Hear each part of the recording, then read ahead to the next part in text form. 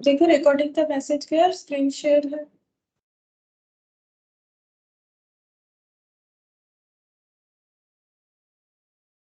Ma'am अच्छा देखो, हम लोग जो है लास्ट क्लास में इशू ऑफ शेयर स्टार्ट किए थे, जहां पर हम लोगों ने इलास्ट्रेशन 4 तक ही किया था। अब हम लोग इलास्ट्रेशन 5 से स्टार्ट करेंगे। ये मैंने होमवर्क दिया था, करवा देते हैं। देखो इसमें हमें कैश बुक के साथ प्रिपेयर करना था।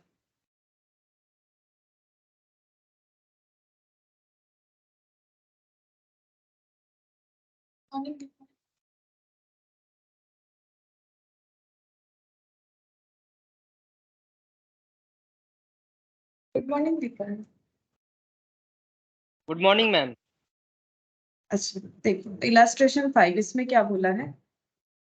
बोला है कि the Delhi artware limited issued 50,000 equity share of 100 each and 1 lakh preference share of 100 each. तो यहाँ पर इक्विटी शेयर भी इशू हो चुका है, प्रेफरेंस शेयर भी हुआ है। और मैंने बोला भी था लास्ट दिन कि क्वेश्चन में हमें इक्विटी दे या प्रेफरेंस दे, अकाउंटिंग ट्रीटमेंट में कोई भी डिफरेंस नहीं आता है। सिर्फ इक्विटी के जगह नाम जो है प्रेफरेंस लिखने से ही हो जाता है, सेम ट्रीटमेंट होगा। The share capital was to be collected as under. जैसे मैंने बोला भी था कि अभी भी हम लोग जो क्वेश्चन करते हैं वो ओल्ड मेथड से ही करते हैं, जब पैसे जो है इंस्टॉलमेंट में मांगे जाते थे। लेकिन आज के डेट पे ऐसा नहीं होता है, ठीक है। तो ये ओल्ड प्रोसीड्यूर के हिसाब से हमारा क्वेश्चंस होता है। तो एप्लीकेशन पे 25 इक्विटी शेयर का, प्रेफरेंस का 20, अलॉटमेंट में 20 और यहाँ 30, फर्स्ट कॉल में 30, यहाँ पर 20, फाइनल कॉल में इक्विटी का 25 और यहाँ पर 30 रुपीज का कॉल होगा। इस तरीके से कंपनी जो है पब्लिक से पैसा कलेक्ट करने वाली है। ऐसे इंस्टॉलमेंट में सबसे पहले एप्लीकेशन का पैसा बिना मांगे मिलता है। बिना मांगे मतलब इसका बिना मांगे इन द सेंस कि पहले एप्लीकेशन का पैसा, मतलब एक एप्लीकेशन जो मतलब प्रोस्पेक्टस इशू करती है कंपनी कि हम लोग ये जो प्रोजेक्ट है मार्केट में ला रहे हैं, हमारे बिजनेस में जो भी जो है शेयर मतलब हिस्सेदार होने चाहते हैं वो शेयर खरीद सकते हैं। तो फिर लोग जो है एप्लीकेशन फिलअप करके कंपनी को दे देता है और कंपनी उसमें से किसको जो है हिस्सेदार बनाना है यानी ओनर बनाना है यानी मालिक, जिसको शेयर होल्डर बोलते हैं, उसका जो है उसका चूज करती है, ठीक है। फिर उसके बाद उनको जब मालिक जो है मतलब मालिक यानी कि जो ओनर है वो जब चूज हो जाता है, तब उसके बाद जो है धीरे धीरे ये इंस्टॉलमेंट्स जिनका नाम है allotment, first call, final call, ये मांगा जाता है, ठीक है। अच्छा अब देखो यहाँ पर क्या दिया है, all these shares were subscribe, मतलब सारे शेयर सब्सक्राइब हुए हैं। हम लोगों ने पढ़ा था ओवर सब्सक्राइब भी होता है, अंडर सब्सक्राइब भी होता है और जो है मतलब फुल सब्सक्राइब भी होता है, मतलब ना कम ना ज्यादा। तो यहाँ बोल रहे हैं जितना शेयर इशू हुआ था सारे के सारे शेयर सब्सक्राइब हो चुके हैं। Final call was received on 42,000 equity share and 88,000 preference share. लेकिन फाइनल कॉल जब मिला तो बोल रहा है 42,000 इक्विटी शेयर पे मिला, मतलब 50,000 पे मिलना चाहिए था, क्योंकि 50,000 ही अगर सब्सक्राइब हुआ है तो कंपनी ने 50,000 लोगों को ही अलॉटमेंट दिया है, तो उनको जो है फाइनल कॉल में 50,000 पे मिलना चाहिए था, लेकिन 42,000 पे मिला, मतलब 8,000 शेयर्स का कॉल सीनेरियर हो गया, मतलब लोगों ने पैसा नहीं दिया। और 88,000 प्रेफरेंस शेयर का जो है फाइनल कॉल मिला, जबकि मिलना चाहिए था 1 लाख का, यानी कॉल सीनेरियर हुआ, ठीक है। कॉल सीनेरियर का मतलब है कंपनी जितने लोगों से मतलब जितने शेयर होल्डर से पैसा मिलना चाहिए उतना अगर नहीं मिलता है, जैसे बिजनेस में होता है, हम लोगों ने 5 लोगों को सेल किया क्रेडिट में, उसमें से 3 लोगों ने पेमेंट किया, 2 लोगों ने नहीं किया, तो जिन्होंने नहीं किया बैड डिप, यहाँ पर बैड डिप दैट इज कॉल्सिनेरियर, ठीक है। वही चीज बोला है। अब यहाँ क्वेश्चन को करने कैसे बोला है, तो वही पॉइंट था इस क्वेश्चन में, कैश बुक प्रिपेयर करना है एज वेल एज जर्नलाइज करना है। अच्छा देखो, कैश बुक प्रिपेयर करना है एज वेल एज जर्नलाइज करना है, तो यही मेन पॉइंट था। अब जब हम लोग कैश बुक बनाएंगे तो कैश का ट्रांजैक्शन सारे कैश बुक में लिखना पड़ेगा, कैश रिलेटेड, ठीक है। तो देखो कैसे होगा, सबसे पहले हम यहाँ पर जर्नल के लिए एक पेज में जगह रख लेते हैं। यहाँ पर जर्नल प्रिपेयर करेंगे, ठीक है। तो एक चीज देखो, हम उतना जो है प्रेजेंटेशन नहीं रख रहे, तुम लोग पूरा लिख सकते हो इन द बुक्स ऑफ कंपनी, मतलब नाम जो है कंपनी का ये सब देना पड़ेगा।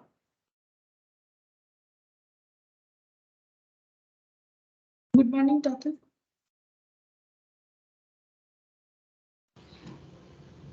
Morning ma'am.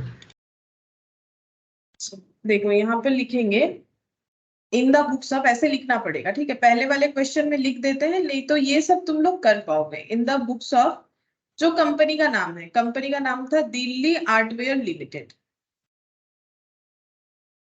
आर्टवेयर लिमिटेड, जो भी नाम होगा वो लिख देना है। ठीक है, हम लोग जर्नल प्रिपेयर करेंगे यहाँ पर। तो जर्नल का नाम और कॉलम नहीं कर रहे हैं, लेकिन तुम लोग एग्जाम में जब करोगे तो कॉलम बना के ही करना है, मतलब डेट, पर्टिकुलर्स, डेबिट, क्रेडिट, ये तो पता ही होगा। हम लिखेंगे, लिखते लिखते मेरा इधर उधर हो जाएगा, हम नॉर्मली जो है जर्नल लाइन बाय लाइन कर देंगे। ठीक है, अगर कुछ डेट होगा तो डेट को कंसिडर करेंगे, नहीं होगा तो नॉर्मल लिखते जाएंगे। उसके बाद हम लोग बनाएंगे एक कैश बुक भी। ठीक है, यहाँ पर हम बनाएंगे एक कैश बुक। कैश बुक हमें प्रिपेयर करने बोला है, इसीलिए कर रहे हैं, ऐसे ही नहीं कर रहे हैं। अगर कैश बुक प्रिपेयर करने बोलेगा तो ही करना है, अदरवाइज नहीं करना है।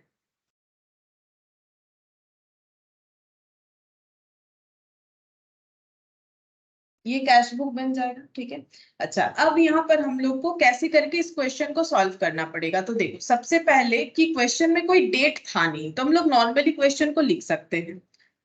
तो यहाँ पर हम 1 दे देते हैं। फर्स्ट जर्नल, सबसे पहले क्या होता है, एप्लीकेशन जो है, पब्लिक एप्लीकेशन भरती है तो उसमें पेमेंट करती है। मतलब एप्लीकेशन यानी जैसे तुम लोग कहीं पर कॉलेज स्कूल में जब एडमिशन लेते हो, कॉलेज में लेते हो या इंस्टीट्यूट में लेते हो, तो एक फॉर्म फिलअप करना पड़ता है। वैसे ही जब शेयर होल्डिंग लेना होता है तो एक एप्लीकेशन फॉर्म फिलअप करना पड़ता है। वहां पर कितने नंबर ऑफ शेयर्स लेना है वो लिखना पड़ता है, और जितने नंबर ऑफ शेयर्स पे जितना एप्लीकेशन मनी जमा करना पड़ेगा। लाइक जैसे कंपनी की तरफ से बताया गया है कि एक शेयर लेने पे 2 रुपीज देना है, तो अगर कोई 100 शेयर ले रहा है तो 100 इंटू 2, 200 रुपीज कंपनी को ड्राफ्ट कर देगा। ठीक है, तो कंपनी के पास ये पैसा चला जाएगा, जिसको कंपनी नाम देगी एप्लीकेशन मनी। ठीक है, तो सबसे पहले कंपनी को पेमेंट मिलेगा, तो उसका एंट्री क्या होगा, ये देखो, एंट्री हो जाएगा bank account debit to equity share application. ठीक है, इक्विटी शेयर एप्लीकेशन बोल के कितना पैसा मिलेगा, 50,000 इंटू 25, क्योंकि 50,000 इक्विटी शेयर है, 50,000 इंटू 25 ये मिलेगा। एज वेल एज यहाँ पर मिलेगा टू प्रेफरेंस शेयर एप्लीकेशन। ठीक है, क्योंकि प्रेफरेंस शेयर ही है, हम लोग दोनों को एक साथ लिख सकते हैं, 1 लाख इंटू 20। ठीक है, अच्छा, अब ये जो एंट्री है ये हम लोग जर्नल में नहीं लिखेंगे, क्योंकि हमें कैश बुक प्रिपेयर करने बोला है, तो कैश बुक में कैश रिलेटेड एंट्री जाता है। ठीक है, तो हम लोग का कैश बुक में हम लोग ये एंट्री को पोस्ट कर देंगे, इसको जर्नल में नहीं लिखेंगे। क्यों नहीं लिखेंगे, इसका जर्नल एंट्री करने का जरूरत नहीं है।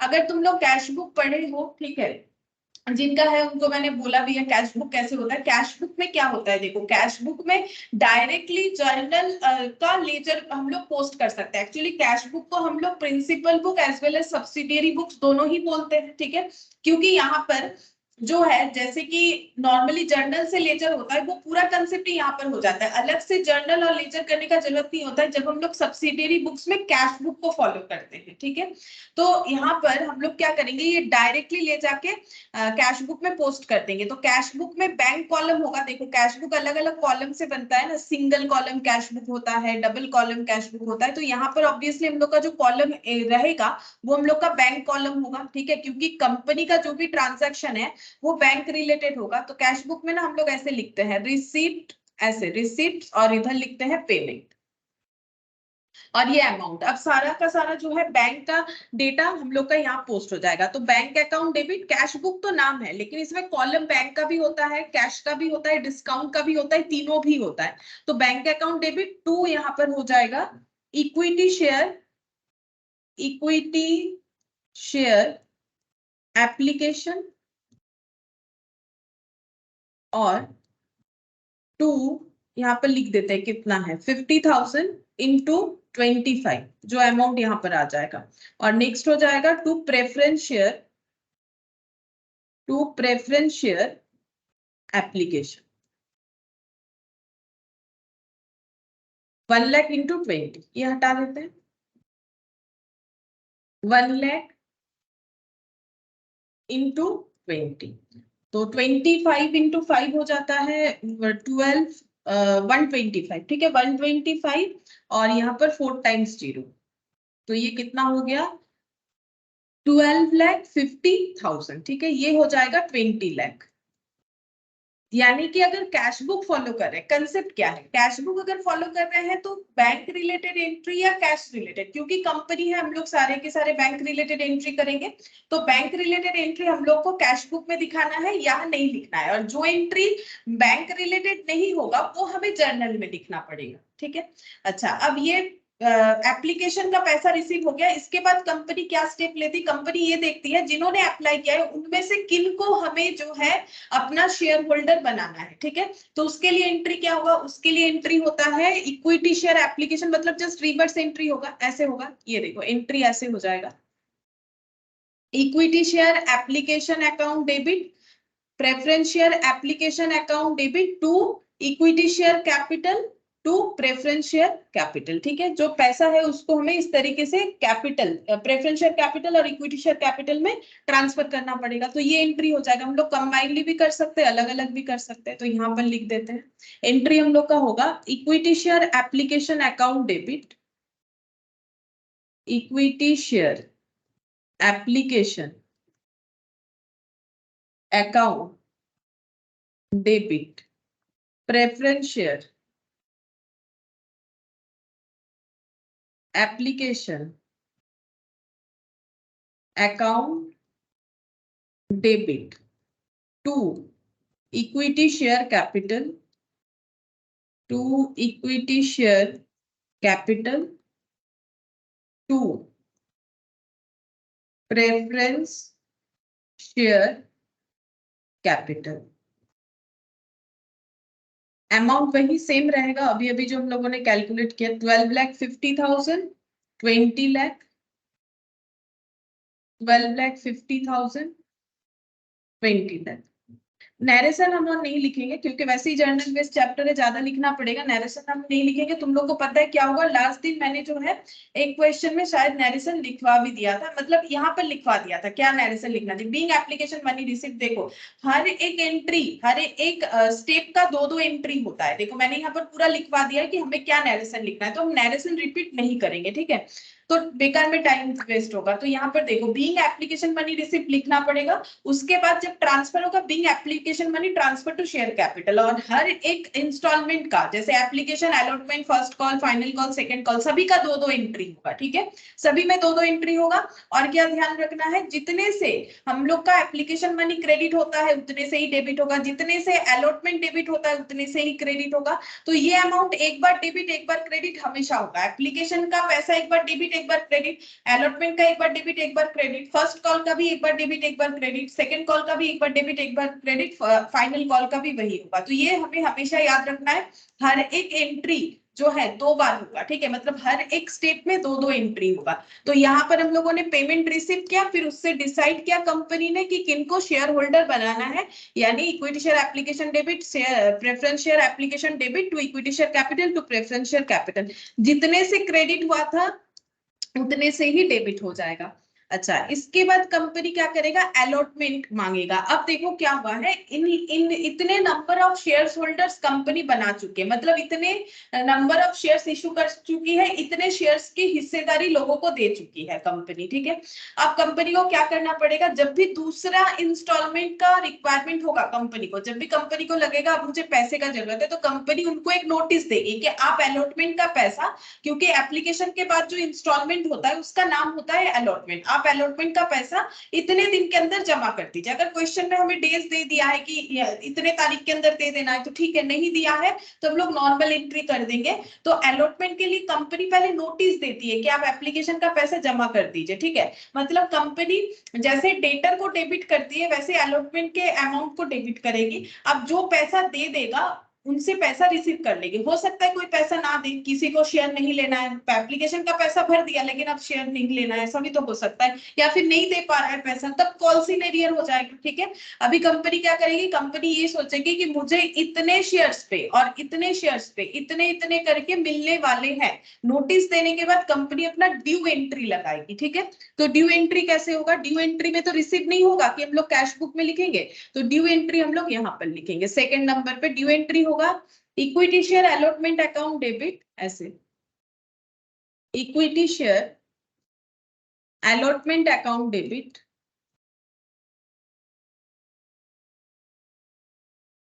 Preferential allotment account debit. अब चाहो तो देखो अलग अलग भी लिख सकते हो, मतलब ये 2 एंट्री लिख लिया, उसके बाद ये 2 एंट्री लिख लिया, ठीक है, इस तरीके से भी चाहो तो लिख सकते हो। Good afternoon Sumit.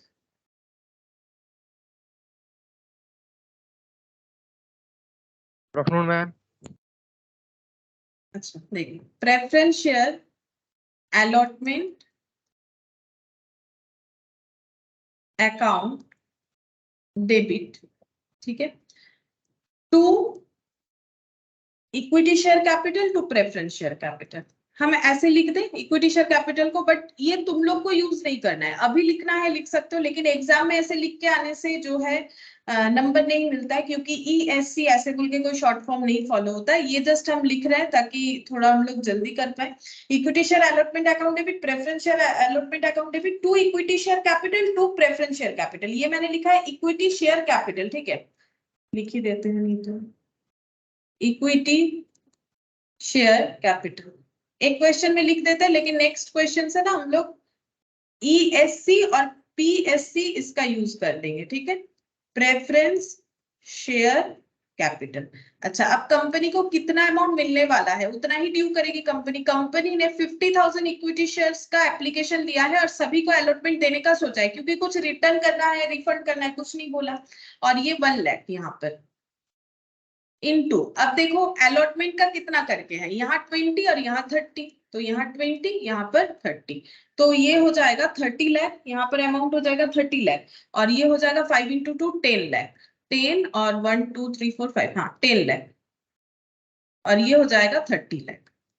ये ड्यू एंट्री हो गया कि कंपनी ये सोच रही है कि मुझे इतने होल्डिंग इक्विटी शेयर और इतने होल्डिंग प्रेफरेंस शेयर से कितना कितना अमाउंट मिलने वाला है, ठीक है। अब कंपनी ये क्या करती है, जिनको ओनर बना रखी है, यानी ओनर कौन बना है, जिनका एप्लीकेशन जो है ले लिया गया है। जैसे तुम लोग कॉलेज में एडमिशन के लिए जाते हो तो एप्लीकेशन करते हो, फिर अगर अप्रूव्ड हो जाता है तो पता चलता है ना कि लिस्ट में नाम आता है, तो पता चल जाता है कि हाँ मेरा इस कॉलेज में हो गया है। फिर अगर तुम लोग को पसंद आता है तो जाके पेमेंट करते हो, मतलब एडमिशन का प्रोसेस फॉलो करते हो। वैसे ही यहाँ पर भी हो जाएगा, इनको पता चल गया है कि हाँ ये कंपनी के शेयर होल्डिंग इनको मिल चुका है, अब इनसे कंपनी बोलेगी कि नेक्स्ट पेमेंट लेके आओ। जैसे तुम लोग को कॉलेज में बोलेगा आप एडमिशन फीस लेके आओ, फिर तुम लोग एडमिशन फीस पे करोगे, तब जाके एडमिशन कंप्लीट होगा। वैसे इनको क्या मिल रहा है, इनको अलॉटमेंट का जो है नोटिस दिया जा रहा है कि आप लोग अलॉटमेंट का पेमेंट कर दीजिए। अब जैसे ही ये लोग अलॉटमेंट दे देंगे तो कंपनी क्या एंट्री करेगी कि bank account debit to equity share allotment to preference share allotment, जितने से डेबिट होगा उतने से ही क्रेडिट होगा, ठीक है। ये देखो यहाँ पर दोनों तरह से एंट्री हो रहा है, क्योंकि कैश बुक फॉलो करने के लिए बोला है ना। ये देखो हम दिखा देते हैं, ये देखो share allotment to share capital, bank to share allotment, जब पैसा मिल जाएगा, ठीक है। पैसा मिलने से बैंक डेबिट, और जैसे डेटर हम लोग क्रेडिट कर देते ना, bank account debit to debtor, वैसे ही bank account debit to share allotment, क्योंकि अलॉटमेंट का हम लोगों ने यहाँ पर जो है रिसीवेबल अमाउंट को डेबिट किया था। तो यहाँ पर लिखेंगे बैंक अकाउंट डेबिट, यानी कैश बुक में आएगा, क्योंकि हमें ये फॉलो करने के लिए बोला है। फिर यहाँ पर लिखेंगे to equity share allotment, to equity share allotment to preference share allotment, ठीक है। अमाउंट यहाँ से देख के लिख देते हैं 10 लाख और 30 लाख।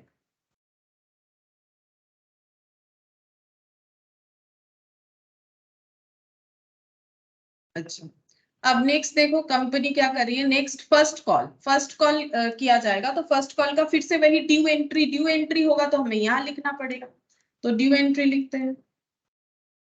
ऐसे ही होगा, अलॉटमेंट के जगह फर्स्ट कॉल लिखना पड़ेगा, सेम तरीके से होगा। यहाँ पर लिखेंगे equity share first call account debit, equity share first call account debit, कितना हो जाएगा 50,000 तो है ही, इनटू फर्स्ट कॉल का कितना है 30 और इनका है 20, तो 30 यानी कि 15 लाख।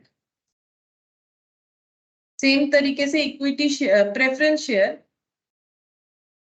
हम यहाँ डॉट डॉट दे देते हैं, preference share first call account debit 1 lakh into, ये है 20 था शायद, चेक कर लेते हैं, 20 lakh to equity share capital,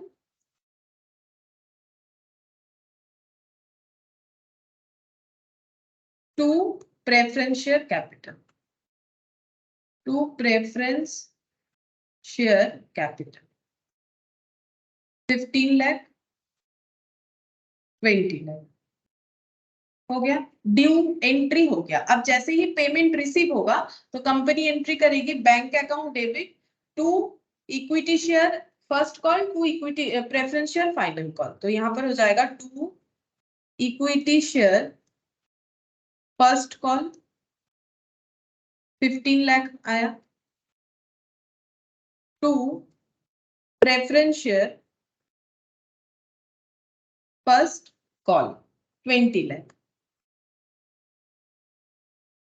अच्छा, अब इसके बाद कंपनी फाइनल कॉल का जो है एंट्री ड्यू एंट्री करेगी, लेकिन फाइनल कॉल रिसीव में हमें एंट्री अलग करना पड़ेगा क्योंकि सभी ने पेमेंट नहीं किया है। तो पहले ड्यू एंट्री करते, क्योंकि देखो कौन पेमेंट करेगा नहीं करेगा वो तो रिसीव के टाइम पे पता चलेगा। कंपनी को फर्स्ट कॉल का नोटिस दिया था, कंपनी ने फर्स्ट कॉल मिल गया।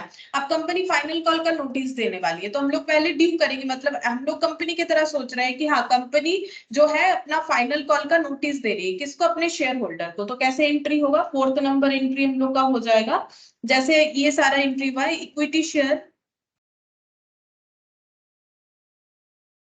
Final call account debit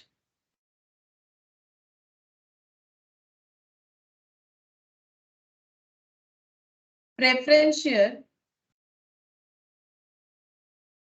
final call account debit to, अरे ये तो जगह नहीं, ध्यान ही नहीं दिया मैंने।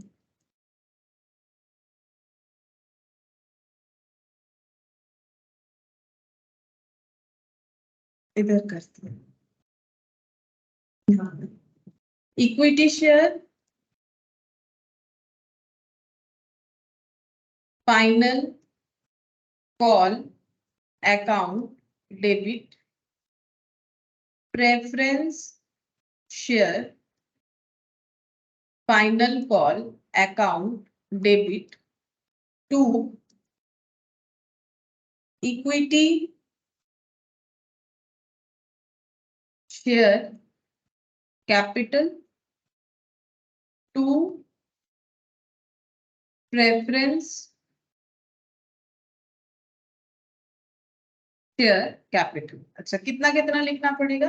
25 और 20 करके, तो 25 और यहाँ पर 30। अच्छा, 30 इंटू 1 लाख, तो 30 लाख हो जाएगा। और 25 इंटू 50,000, 25 इंटू 50,000 ये हम लोग का हो जाएगा 12,50,000।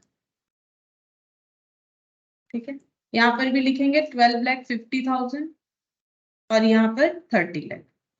अच्छा, अब ये देखो मैंने यहाँ पर और एक चीज भी बता दे रहे, मैंने यहाँ पर दो दो एंट्री एक साथ किया है। तुम लोग चाहो तो ये एक बार लिखो, फिर ये सेकंड टाइम लिखो, ये एक बार लिखो, फिर सेकंड टाइम लिखो, ऐसे करके भी कर सकते हो। ऐसे करके करने से तुम लोग का यहीं पर 2 2 4 6 7 8 9 10 11 12 इतना सारा एंट्री हो जाएगा। यहाँ पर टू एक की जगह दो एंट्री हो जाएगा, मतलब 8 एंट्री यहाँ तक हो जाएगा। यहाँ 4 एंट्री वाई क्योंकि मैंने कंबाइनली किया है। अगर तुम लोग सिंगल सिंगल करते हो, मतलब इक्विटी शेयर का एक बार, प्रेफरेंस शेयर का एक बार, फिर इक्विटी शेयर का एक बार, प्रेफरेंस शेयर का, इस तरीके से करने से 8 एंट्री हो जाएगा। ठीक है, तो ऐसे भी किया जा सकता है, वैसे भी कर सकते हैं। अब नेक्स्ट देखो, यहाँ पर बोला है कि फाइनल कॉल 42,000 शेयर्स पे ही रिसीव हुआ है, यानी बाकी हो चुका है कॉल्स इन एरियर। अब इसका एंट्री हम यहाँ पर दिखाते कैसे होगा। देखो, बैंक अकाउंट डेबिट, क्योंकि जब फाइनल कॉल का पैसा मिलेगा कंपनी बोलेगी बैंक अकाउंट डेबिट, टू क्या करेगी? टू करेगी इक्विटी शेयर फाइनल कॉल। ठीक है, और मैंने बोला था कंपनी जितने से फाइनल कॉल को क्रेडिट करती है हमेशा उतने से ही डेबिट करेगी। तो फाइनल कॉल को डेबिट किया गया था 12,50,000 से, हम यहाँ पर लिख के दिखाते हैं 12,50,000। ठीक है, अब कंपनी को कितने अमाउंट का पैसा मिला है? 42,000 इक्विटी शेयर का पैसा मिला है, तो 42,000 इंटू 25 हमें करना पड़ेगा, तो पता चलेगा कितना अमाउंट एक्चुअली कंपनी को रिसीव हुआ है। तो 42,000 इंटू 25, ये हो गया 10,50,000। ठीक है, तो कितना नहीं मिला है माइनस करने से पता चल जाएगा, या फिर नंबर ऑफ शेयर से भी मल्टीप्लाई करके देख सकते हैं। 2 लाख अमाउंट नहीं मिला है, ठीक है। कैसे 2 लाख नहीं मिला है? क्योंकि यहाँ पर 42,000 लोगों ने दिया है, 42,000 शेयर होल्डिंग पे पैसा मिला है, लेकिन इसका मतलब 8,000 पे नहीं मिला है, क्योंकि टोटल तो 50,000 शेयर इक्विटी शेयर जो है होल्डिंग दिया गया था। तो 8,000 इंटू 25 करके देख लो 2 लाख ही आएगा। इसको हम लोग बोलेंगे बैड डेट, जो है डेटर ने पैसा नहीं दिया, इनसे पैसा मिलने वाला था। मतलब अगर हम लोग ऐसा सोचते हैं एंट्री, तो यहाँ पर नाम होता है कॉल्स इन एरियर। कॉल किया गया था लेकिन वो कॉल एरियर हो गया, मतलब बाकी रह गया, लोगों ने पेमेंट नहीं किया है। तो 8,000 इंटू 25 चेक कर लो, यहाँ पर 2 लाख ही होगा, ठीक है। ये मैंने इक्विटी का बताया। सेम तरीके से प्रेफरेंस शेयर का भी होगा। पहले हम इसका पोस्ट कर देते हैं। तो यहाँ पर एंट्री क्या होगा? अगर इसको स्प्लिट करोगे तो bank to equity share final call, calls in arrear to equity share final call. तो बैंक वाला एंट्री हम लोग का कैश बुक में जाएगा, और calls in arrear to equity share final call ये हम लोग का जर्नल बुक में जाएगा। तो bank to equity share final call यानी कैश बुक में लिखना पड़ेगा to equity share final call बोल के 10,50,000, क्योंकि कंबाइन एंट्री पता है ना तुम लोग को क्या होता है। इसका मतलब bank to equity share final call 10,50,000 calls in arrear to equity share final call 2 lakh, ठीक है। तो हम यहाँ पर पोस्ट करके दिखाते हैं, देखो। अच्छा, ये पेज मिला मुझे, हम पहले यही वाला लिख लेते हैं। 5th नंबर यहाँ पर लिखेंगे कॉल्स इन एरियर। पहले कॉल्स इन एरियर वाला लिख लेते हैं। Calls in arrear debit to equity share final call, ठीक है। अमाउंट कितना होगा? 12। ये देखो ये वाला हो जाएगा 8,000 शेयर्स पे 25 करके नहीं मिला, यानी 2 लाख नहीं मिला। अच्छा, बाकी यहाँ पर बैंक वाला एंट्री पोस्ट हो जाएगा। Bank account debit to equity share final call, तो यहाँ पर लिखना पड़ेगा to equity share final call. इसको हटाना पड़ेगा, इस पे नहीं लिखा जाएगा। 10,50,000 फाइनल कॉल, 10,50,000, ठीक है। ये कैसे करके आया? 42,000 इंटू 25, ठीक है। सेम तरीके से हम लोग प्रेफरेंस शेयर का भी देखेंगे। प्रेफरेंस शेयर में 88,000 पे पेमेंट आया है, ठीक है। तो इसका भी सेम तरीके से एंट्री होगा। यहाँ पर क्या पोस्ट हो जाएगा? To preference share final call. कितना पेमेंट आया? 88,000 पे आया। 88,000 इंटू कितना करके ड्यू था? 30 करके, तो 30 ही मिला होगा, क्योंकि इसमें तो कुछ कम ज्यादा नहीं बोला है हम लोगों को। तो यहाँ पर 88,000 इंटू 30, तो ये हो गया 26,40,000, ठीक है। 26,40,000। अच्छा, और जो नहीं मिला उसको हमें लिखना है कॉल्स इन एरियर, तो 6 नंबर पे लिख देते हैं। इसको भी चाहो तो तुम लोग कंबाइनली कर सकते हो। Calls in arrear account debit to equity, sorry to preference share final call.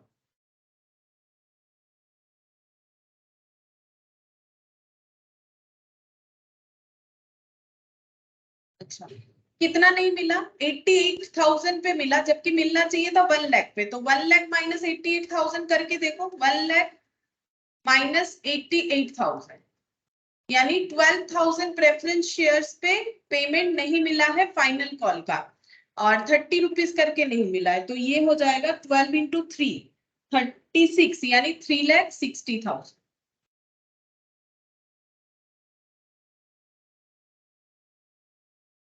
ठीक है।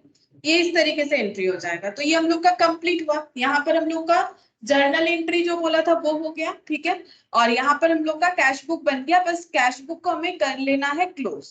क्लोज कैसे करेंगे? सिंपल इधर ऐड करेंगे, जितना भी अमाउंट आएगा उसे लिखना पड़ेगा बाई बैलेंस सीडी बोल के, कि कंपनी के पास इतना कैश आया, ठीक है। अब टोटल करके देखते कितना हो जाएगा।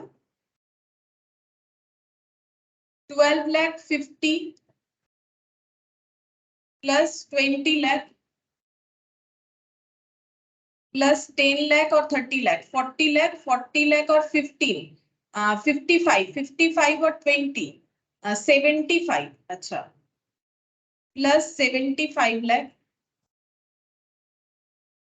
और 10,50,000 प्लस 26,40,000 1,44,40,000 1,44,40,000 इतना अमाउंट कंपनी को रिसीव हुआ है शेयर इशू करके। मतलब कंपनी के पास इतना कैपिटल है, ठीक है, बिजनेस में इतना कैपिटल आ चुका है शेयर इशू करके। यही वाला क्वेश्चन दिया था, ये आसान था क्वेश्चन। मेन इसमें बात यही था कि कैश बुक को कैसे यहाँ पर ट्रीट किया जाए, इसीलिए ये क्वेश्चन इंपॉर्टेंट है, बाकी आसान है, ठीक है।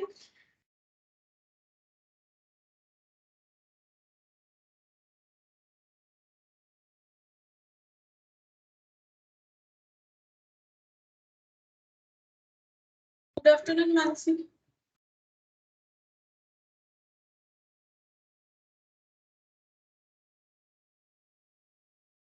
Good afternoon Mansi. अच्छा देखो आवाज नहीं जा रहा होगा। शेयर इशूड एट डिस्काउंट, ये मैंने लास्ट दिन ही बताया था तुम लोगों को कि कंपनी कभी भी डिस्काउंट पे शेयर इशू नहीं कर सकती है सेक्शन 53 के अकॉर्डिंग, ठीक है।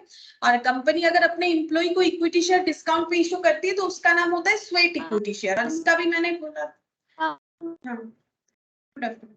अच्छा उसका भी मैंने बोला था यहाँ पर देखो कि ये company sweat equity share issue के केस में कर सकती है। नॉर्मली कंपनी डिस्काउंट में शेयर इशू नहीं कर सकती, लेकिन अगर क्वेश्चन में कभी देगा तो हम लोग कर लेंगे, लेकिन लॉ के अकॉर्डिंग नहीं कर सकती है।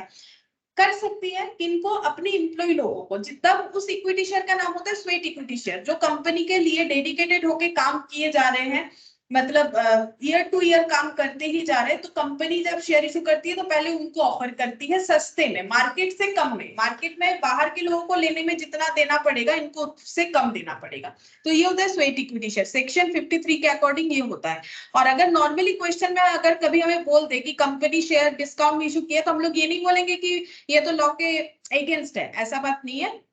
अगर क्वेश्चन में हमें करने बोलेगा तो हम लोग कर लेंगे। तब डिस्काउंट का मतलब क्या होता है, जैसे अगर एक शेयर का नॉमिनल वैल्यू यानी फेस वैल्यू यानी कि जो ओरिजिनल वैल्यू उससे कम में कंपनी शेयर को इशू करती है, तो उसे हम लोग बोलते हैं कि कंपनी जो है डिस्काउंट में शेयर इशू कर रही है, ठीक है। ये देखो, the excess of nominal value over the issue price, issue price से अगर ज्यादा में करती है तो ये चीज देखो मैंने लास्ट दिन लिखवाया भी था। ये देखो यहाँ पर मैंने लिखवाया था,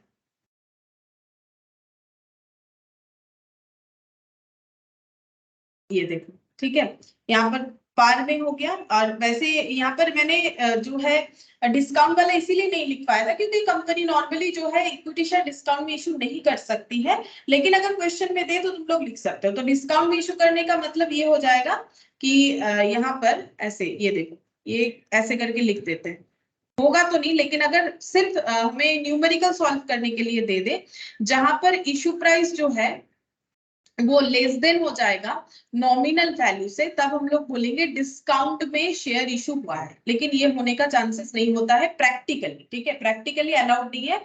नहीं तो 53 के अगेंस्ट में काम हो जाएगा, सेक्शन 53, ये नहीं चलेगा। अच्छा अब यहाँ पर अगर कंपनी प्रीमियम में शेयर इशू करती है, प्रीमियम का मतलब ये देखो, यहाँ पर कंपनी का इशू प्राइस अगर फेस वैल्यू या नॉमिनल वैल्यू से ज्यादा है तो ही उसे बोला जाता है कंपनी प्रीमियम में शेयर इशू कर रही है। अब प्रीमियम में शेयर इशू करने से प्रीमियम का जो अमाउंट आ रहा है कंपनी उसे कहाँ कहाँ यूज कर सकती है उसका एक लिस्ट दिया हुआ है, वो हम थोड़ा सा बता देते हैं कि प्रीमियम का पैसा कंपनी कहाँ दिखाएगी। पहला बात है, जब कंपनी को प्रीमियम में पैसा मिलता है तो कंपनी को उसे एक अलग अकाउंट में दिखाना पड़ता है जिसका नाम होता है सिक्योरिटी प्रीमियम अकाउंट, ठीक है। क्योंकि ये शेयर कैपिटल का पार्ट नहीं है, कैपिटल मतलब नॉमिनल वैल्यू। इसीलिए मैंने लास्ट दिन भी बोला था, जहां जहां शेयर कैपिटल होगा वहां एंट्री नॉमिनल वैल्यू से होगा, जहां जहां शेयर कैपिटल लैंग्वेज होगा वहां वहां एंट्री नॉमिनल वैल्यू से ही करना है हम लोग को, ठीक है, हमेशा नॉमिनल वैल्यू से करना है। तो वही चीज यहाँ पर भी दिया हुआ है, देखो बोला है इसीलिए कि प्रीमियम जो है उसके लिए एक सेपरेट अकाउंट प्रिपेयर करना पड़ेगा जिसका नाम है सिक्योरिटीज प्रीमियम अकाउंट। लेकिन ये शेयर कैपिटल का पार्ट नहीं है, इसी वजह से करना पड़ता है क्योंकि शेयर कैपिटल में सिर्फ शेयर का नॉमिनल वैल्यू जाएगा, सिर्फ और सिर्फ शेयर का नॉमिनल वैल्यू जाएगा। ये बात एकदम दिमाग में सेट कर लो, कभी भी आंसर गलत नहीं दोगे।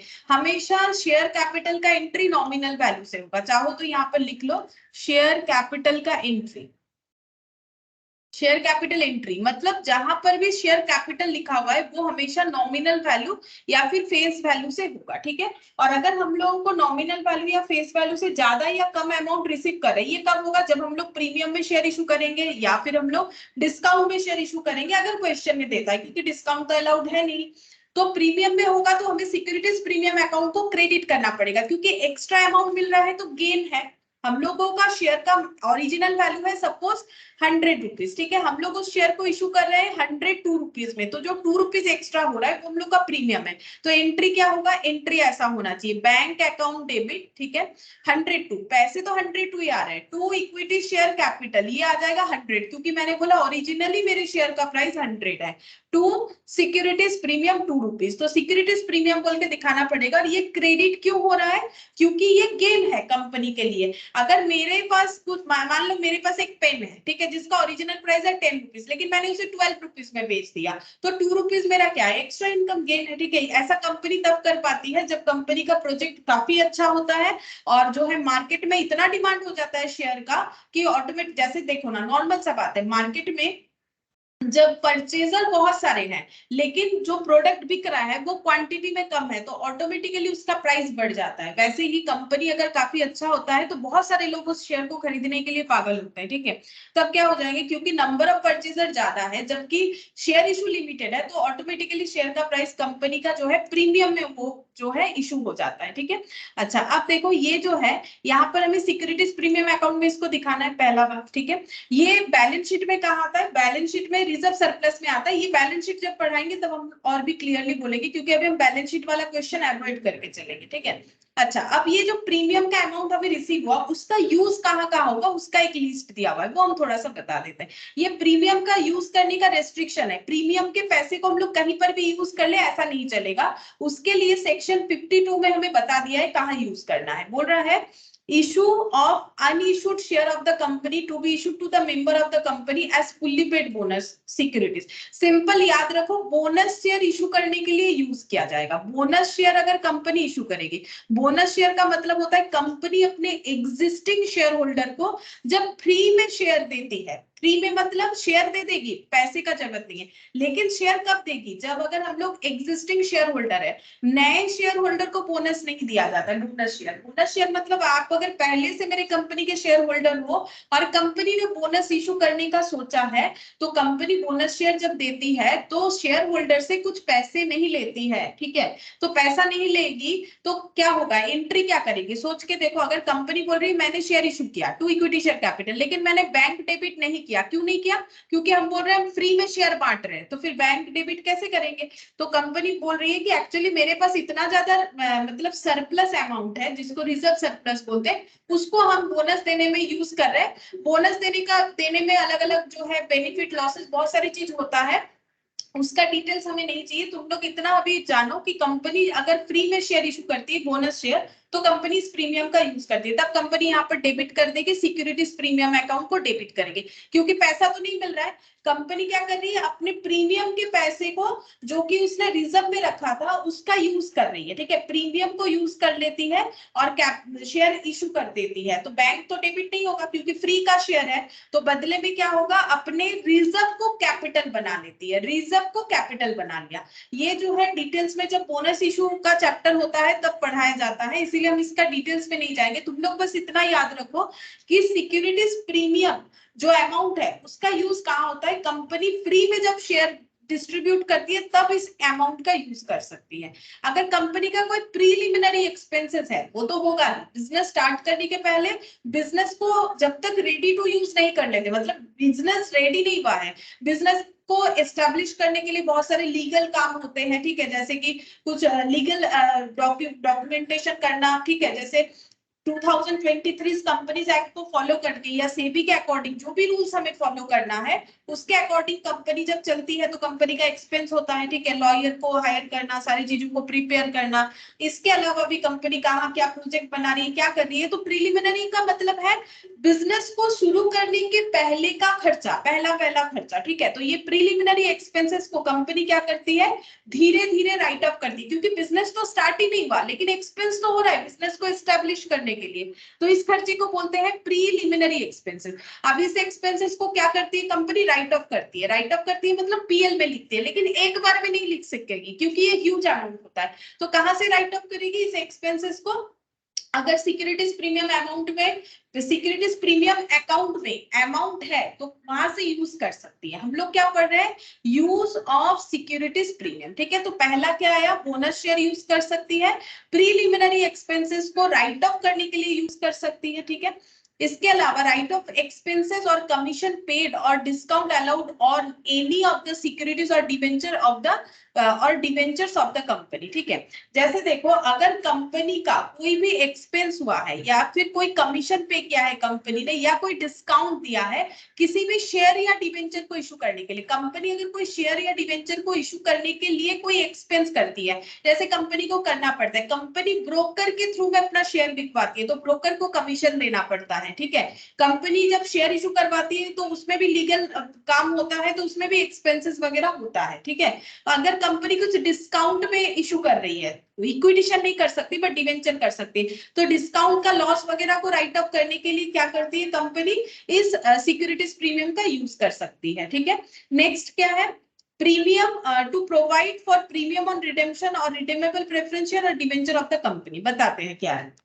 कंपनी प्रेफरेंस शेयर जब इशू करती है तो प्रेफरेंस शेयर जो है कंपनी को एक सर्टेन पीरियड के बाद उससे क्या करना पड़ता है, रिडीम करना पड़ता है। मतलब जैसे बैंक से लोन लिए तो लोन का तो एक टर्म्स कंडीशन होगा, अनलिमिटेड थोड़ी ना लोन होगा, 5 साल 10 साल 22 साल, ठीक है, ऐसा भी हो सकता है 25 साल होम लोन वगैरह होता है। तो लोन का जो रीपेमेंट है कभी ना कभी करना पड़ेगा। वैसे ही कंपनी अगर प्रेफरेंस शेयर और जो है डिवेंचर इशू करती है, डिवेंचर का मतलब होता है पब्लिक से लोन लेना, ये भी चैप्टर हम लोग पढ़ेंगे आगे, ठीक है। तो कंपनी अगर डिवेंचर इशू करती है या प्रेफरेंस शेयर इशू करती है जो कि रिडीमेबल है, रिडीमेबल प्रेफरेंस शेयर मतलब जिसमें लिखा हुआ रहता है कि ये प्रेफरेंस शेयर 5 साल बाद 10 साल बाद रिडीम हो जाएगा, मतलब आपको लौटा दिया जाएगा आपका पैसा। लेकिन रिटर्न करते वक्त अगर कंपनी एक्स्ट्रा अमाउंट देती है, जैसे एक प्रेफरेंस शेयर कंपनी ने 100 रुपीज का जो है रखा था, ठीक है। मान लो ये एक पर्सन है जिन्होंने 100 रुपीज का जो है शेयर प्रेफरेंस शेयर खरीदा था कंपनी से, ठीक है। प्रेफरेंस शेयर खरीदा था मतलब खुद प्रेफरेंस शेयर होल्डर हो गया था और कंपनी को 100 रुपए दे दिए थे। अब कंपनी 5 साल बाद उसे अगर 100 रुपए की जगह 105 रुपए लौटा रही है, रिटर्न कर रही है, तो ये 5 रुपीज हो गया प्रीमियम। प्रीमियम ऑन रिडेम्पशन, लौटाने का मतलब होता है रिडेम्पशन, तो प्रीमियम ऑन रिडेम्पशन पे जो पैसे का जरूरत होगा एक्स्ट्रा अमाउंट का, वो कंपनी सिक्योरिटीज प्रीमियम को यूज करके कर सकती है। अब तुम लोग सोचोगे कि इस इंसान का फायदा क्या है, 100 लेके 105 रुपीज ही तो मिला। एक्चुअली बात ये है, ये तो ऐसे रिटर्न दिखा रहा है, लेकिन नॉर्मली अगर कोई प्रेफरेंस शेयर होल्डर है तो उसे डिविडेंड भी मिलता है, ठीक है, उसे डिविडेंड भी मिलता है जो तो ईयरली मिलता है। और ये जो है रिटर्न जब होगा कैपिटल, तब अगर कंपनी ने पहले से बोल रखा है कि हम रिटर्न के टाइम पे प्रीमियम देंगे, एक्स्ट्रा देंगे, तब कंपनी एक्स्ट्रा अमाउंट देगी। कहां से देगी, तब कंपनी के पास अगर सिक्योरिटीज प्रीमियम में अमाउंट है तो उसे यूज कर सकती है। And last point, for the purchase of own shares और अदर सिक्योरिटीज, ये भी एक कंडीशन होता है। कंपनी मार्केट से कभी कभी अपना ही शेयर खुद खरीदती है जिसको बोला जाता है बाई बैक, ठीक है। इसको क्या बोला जाता है पता है, बाई बैक। कंपनी अपने शेयर ही अपने मार्केट से अपना शेयर खुद ही परचेस कर लेती। क्यों करती है, ये इसका बहुत सारा रीजन होता है, ताकि एक छोटा सा रीजन हम बता देते हैं, ठीक है। बहुत सारा रीजन है, उतना तो नहीं बोलेंगे अभी क्योंकि हमें जस्ट थियोरिटिकली चाहिए। देखो अगर मार्केट में लोगों के पास ज्यादा होल्डिंग चला जाए, क्योंकि तुम लोग को पता है कि जिसके पास 50% से ज्यादा होल्डिंग रहेगा वही जो है ओनर होगा, तो डाइल्यूशन अगर ज्यादा होते जा रहे हैं मार्केट में तो कंपनी जो है अपना शेयर बायबैक करना स्टार्ट कर सकती है, ठीक है।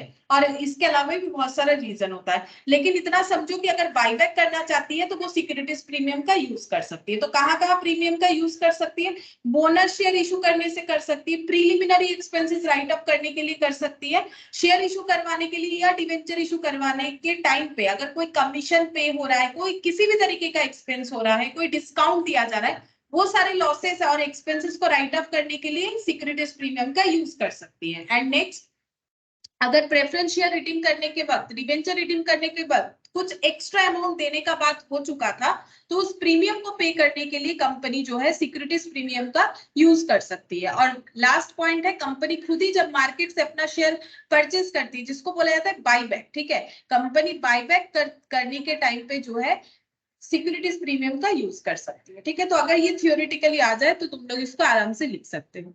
अच्छा, अब यहाँ पर क्या दिया है और एक पॉइंट भी बोल देते हैं।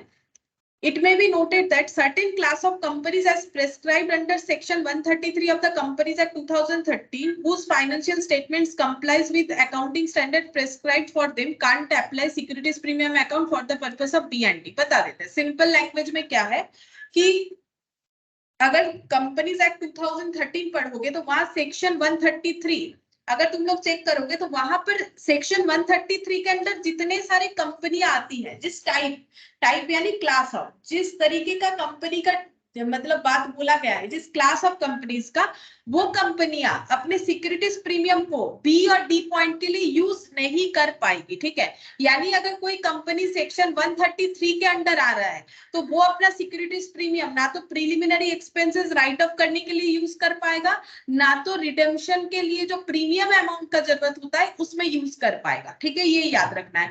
बाकी सारे कंपनियां कर पाएंगी। सेक्शन 133 के अंदर जो कंपनी आता है वो कंपनी जो है अपने सिक्योरिटीज प्रीमियम को ये बी और डी पॉइंट में यूज नहीं कर पाएगा, ये चीज बोला। ये वाला पॉइंट भी हो गया।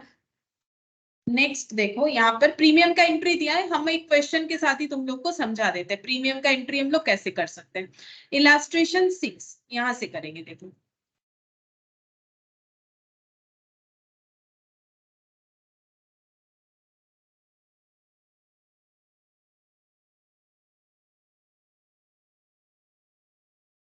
इलास्ट्रेशन 6 यहाँ पर क्या बोला है, देखो ऑन 1 अक्टूबर, यहाँ डेट दिया है तो हमें डेट जरूर मेंशन करना है। 2020 pioneer equipment limited received application for 2,50,000 equity share of 100 each to be issued at a premium of 25% payable as.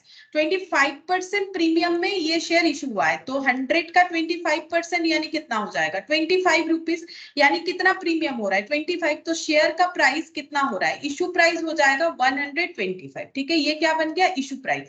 कैसे कैलकुलेट किया, पहले ये लाइन को हमें समझना बहुत जरूरी है, हम यहाँ पर दिखा देते हैं लिख के। ठीक है, ये देखो यहाँ पर हम ये जस्ट समझाने के लिए लिख रहे हैं, एग्जाम में तुम लोग को ये ऊपर लिखना जरूरी नहीं है। ठीक है, तो यहाँ पर फेस वैल्यू या फिर नॉमिनल वैल्यू जो भी बोलो वो हमें क्वेश्चन में दे दिया है, दैट इज 100 रुपीज। ठीक है, अच्छा लेकिन इशू प्राइस क्या बोला है, इशू प्राइस बोल रहा है कि प्रीमियम में इशू होगा। ठीक है, प्रीमियम में इशू होने का मतलब इशू प्राइस जो है ये फेस वैल्यू प्लस यहाँ पर प्रीमियम, ये होगा हम लोग का इशू प्राइस, यानी प्रीमियम में इशू होगा। तो फेस वैल्यू तो है 100, प्रीमियम बोल रहा है कितना लगेगा 25%, तो 25% किस पे लगेगा, एक्चुअल अमाउंट पे, जितना ज्यादा ले रहे हैं एक्चुअल अमाउंट से जितना ज्यादा ले रहे हैं तो 25%। ठीक है, ऐसे करके तो यहाँ पर कितना हो जाएगा 100 प्लस 25, तो ये हो जाएगा 125। ये हम लोग का हो गया शेयर का इशू प्राइस। ठीक है, इसे हम लोग बोलेंगे इशू प्राइस।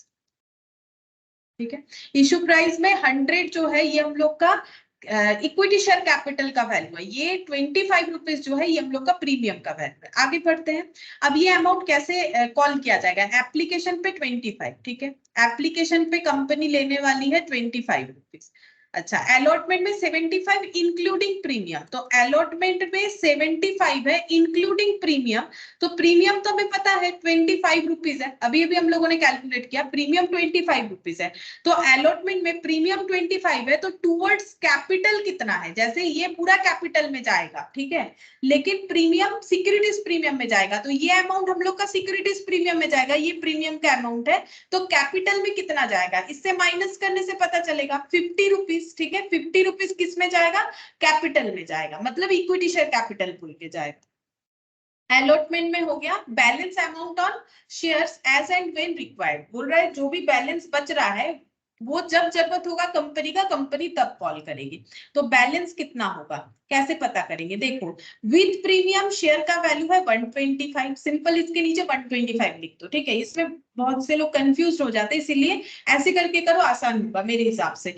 तो बैलेंस जब जरूरत होगा तब कॉल किया जाएगा, क्योंकि यहाँ पर प्रीमियम इंक्लूडेड है तो ये हम टोटल अमाउंट लिखेंगे 125, और कंपनी का कॉलिंग में हमें इतना अमाउंट का डिटेल्स मिल चुका है 25 प्लस 75, तो और कितना बच रहा है 25, यानी कि बैलेंस कंपनी 25 और कॉल कर सकती है जब उसको रिक्वायरमेंट होगा, ऐसा बोला है क्वेश्चन में। तो ये क्वेश्चन का डिटेल्स हमें मिल गया। अब क्या बोला है देखो, बोल रहा है the company the share were allotted by the company on October 2020 and allotment money was duly received on 31st October। बोल रहा है कंपनी ने allotment किया 20th अक्टूबर को और allotment money received हुआ 31st अक्टूबर को। ठीक है, allotment करने का मतलब होता है जो है ओनरशिप दे देना। ठीक है, अब 31st अक्टूबर को allotment का पैसा रिसीव हुआ और बैलेंस अमाउंट कंपनी ने अभी कॉल किया ही नहीं है, तो इसका एंट्री नहीं करेंगे, क्योंकि बोला है एज एंड व्हेन रिक्वायर्ड। यहाँ पर रिक्वायरमेंट के बारे में बोला ही नहीं कि कंपनी ने क्या है, कंपनी ने बोला है यहाँ पर क्वेश्चन में कि सिर्फ अलॉटमेंट तक कॉल किया। यहाँ बोला है कि बैलेंस अमाउंट जब जरूरत होता तब जब जरूरत होगा तब ये कॉल करेंगे, लेकिन यहाँ पर बोला नहीं कि फर्दर ये कब जरूरत हुआ कब कॉल किया गया। इसका मतलब हम लोग को अलॉटमेंट तक एंट्री करना है। Record journal entries in the books of company to record the transaction in connection with issue of shares. ठीक है, तो शेयर इशू के रिगार्डिंग हमें एंट्री पास करना है। ठीक है, तो देखो कैसे एंट्री होगा। अभी हम लोग मेन सोल्यूशन कर लेंगे, यहाँ पर तो जस्ट मैंने समझाया। यहाँ पर लिखेंगे इन द बुक्स ऑफ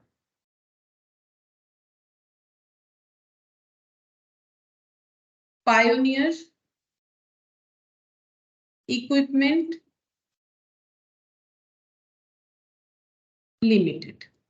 अब क्योंकि यहाँ पर डेट है तो हम लोग को डेट फॉलो करना पड़ेगा। ठीक है, एप्लीकेशन 1 अक्टूबर को एप्लीकेशन का पैसा मिला है, तो यहाँ पर लिखेंगे 1 अक्टूबर। ये डेट का कॉलम हो जाएगा, अक्टूबर 1। पैसा मिलने से एंट्री होगा बैंक अकाउंट डेबिट,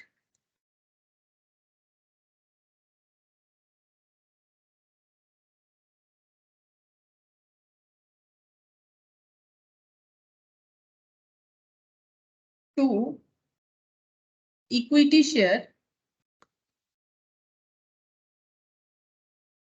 एप्लीकेशन। अच्छा, कितना अमाउंट मिलेगा 2,15,000 to 25।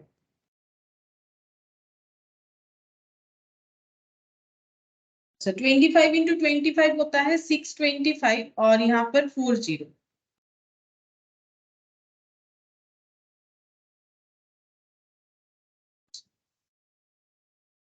अब अक्टूबर 20 को कंपनी ने, यहाँ पर देखो अक्टूबर 20 को कंपनी ने बोला है कि अलॉटमेंट दे दिया है। अलॉटमेंट देने का मतलब है कि शेयर कैपिटल में इस अमाउंट को ट्रांसफर करना। लोगों से जो पैसा लिए उसको शेयर कैपिटल में ट्रांसफर करने का मतलब ही है कि लोगों को हम बोल रहे हैं आप मेरे बिजनेस में कैपिटल इंट्रोड्यूस कर दिए एज अ ओनर। ठीक है, तो यहाँ पर एंट्री हो जाएगा इक्विटी शेयर एप्लीकेशन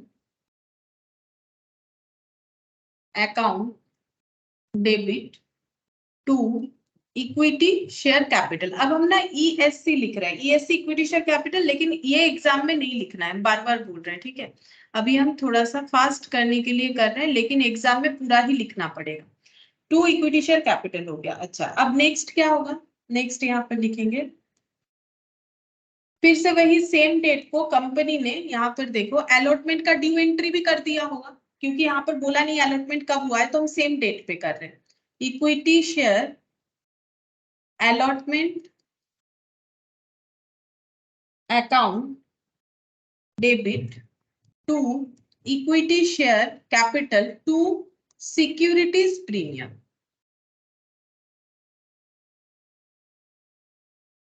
ठीक है, सिक्योरिटीज प्रीमियम का एंट्री हमेशा ड्यू में आता है। क्यों आता है, क्योंकि कंपनी बताएगा ना कि प्रीमियम में, अलॉटमेंट में प्रीमियम भी पे करना है। लोगों को कैसे पता चलेगा, अगर कंपनी बता देगा तभी लोग जो है प्रीमियम का पैसा पे करेंगे। तो इसीलिए बैंक अकाउंट डेबिट जिस एंट्री में होगा वहां कभी भी सिक्योरिटीज प्रीमियम का क्रेडिट एंट्री नहीं होगा, हमेशा ड्यू जगह पे ही होगा। ठीक है, क्योंकि प्रैक्टिकली सोच के देखो, कंपनी बोल रही है एक्स्ट्रा पैसा मुझे लेना है अलॉटमेंट में 25 रुपीज, तो ये लोगों को पता कैसे चलेगा कि वो पेमेंट कर दे, इसीलिए बैंक में थोड़ी ना होगा, बैंक अकाउंट डेबिट वाले एंट्री में नहीं होगा। कंपनी बताएगी कि हाँ अलॉटमेंट में हम 25 एक्स्ट्रा लेंगे, तभी तो लोग पेमेंट करेंगे, तो ये हमेशा ड्यू एंट्री होगा, तो 25 करके ड्यू एंट्री में जाएगा। कैपिटल में हमेशा नॉमिनल वैल्यू जाता है, तो ये देखो नॉमिनल वैल्यू 50 है, मतलब टोटल नॉमिनल वैल्यू 100 है, but towards allotment nominal value का हिस्सा 50 आ रहा है, तो यहाँ पर 50 करके एंट्री होगा और यहाँ पर टोटल हो जाएगा 75। अच्छा, यहाँ पर कितना करके शेयर्स था हम लोग का 2,50,000, तो यहाँ लिखेंगे 2,50,000।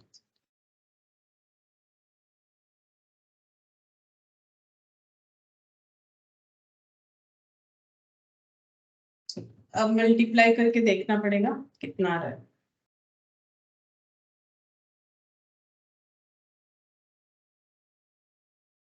$75 into 25, 1875 और 4 times 0,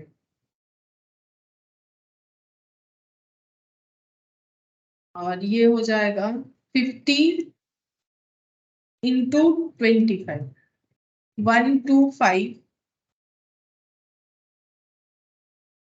5 times 0, और ये हो जाएगा हम लोग का 25 25 625 और 4 times 0। Equity share allotment to equity share capital to securities free, ये हो गया। अच्छा, नेक्स्ट देखो, यहाँ पर हम लोगों का अलॉटमेंट का अमाउंट ड्यू हो गया। अब अलॉटमेंट का जब अमाउंट रिसीव होगा, रिसीव कब हुआ 31 अक्टूबर को, तो यहाँ पर लिखेंगे October 31, bank account debit to equity share allotment.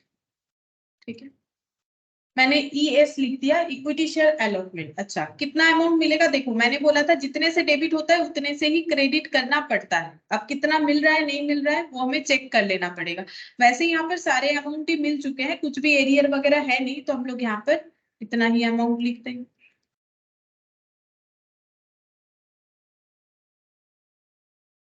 बस, और तो कुछ नहीं करना है, क्योंकि हम लोग को सिर्फ और सिर्फ अलॉटमेंट तक ही एंट्री करना था। यहाँ कुछ कॉल सिनेरियन वगैरह दिया नहीं, जस्ट एक स्टार्टिंग क्वेश्चन रखा है यहाँ पर कि अगर प्रीमियम में एंट्री करना है तो कैसे एंट्री होगा, क्योंकि प्रीमियम अलॉटमेंट में बोला था, तो अलॉटमेंट पहले ड्यू होता है तो ड्यू में ही दिखाएंगे। लोगों को पहले इंफॉर्मेशन देना पड़ेगा ना कि हम लोग एक्स्ट्रा पैसा ले रहे हैं, प्रीमियम यहाँ पर लगा रहे हैं, फिर जो पेमेंट करेंगे वो रिसीव हो जाएगा उनसे। ठीक है, अगर क्वेश्चन में कभी ये पॉइंट देख लो, ये बात बता देते हैं, अगर क्वेश्चन में हमें प्रीमियम कहाँ देना है अगर बता दिया है तो हम लोग वहीं पर एंट्री करेंगे, अगर नहीं बताया है तो उसको हम लोग हमेशा अलॉटमेंट में दिखाएंगे। मतलब कैसे लिखेंगे, प्रीमियम के बारे में अगर बता दिया है, premium received when premium received, इसका दो पार्ट कर लो। इफ क्वेश्चन स्पेसिफाइड, अगर क्वेश्चन बता दिया है, follow the question. If question not specified, अगर क्वेश्चन ने स्पेसिफाई नहीं किया है कि कहां पर प्रीमियम रिसीव हो रहा है, बस बता दिया है कि प्रीमियम लेना है, तो हमेशा assume to be in allotment. ठीक है, अलॉटमेंट में एज्यूम करना है कि हम लोग अलॉटमेंट में पैसा रिसीव कर रहे हैं। ठीक है, हमेशा अलॉटमेंट में एज्यूम करना है। अगर क्वेश्चन में जो दे देगा तो तब ठीक है, क्वेश्चन अगर बोलेगा एप्लीकेशन में ले रहे हैं तो एप्लीकेशन दिखाएंगे, फर्स्ट कॉल बोलेगा फर्स्ट कॉल, फाइनल कॉल बोलेगा फाइनल कॉल, अलॉटमेंट बोलेगा अलॉटमेंट, जैसे बोला था। अगर क्वेश्चन कुछ नहीं बोल रहा है, साइलेंट है, तो हम लोग हमेशा जो है अलॉटमेंट में एजम्पशन कर लेंगे कि क्योंकि क्वेश्चन में कुछ नहीं बोला है तो इसका मतलब अलॉटमेंट में जो है हमें प्रीमियम का पैसा दिखाना पड़ेगा।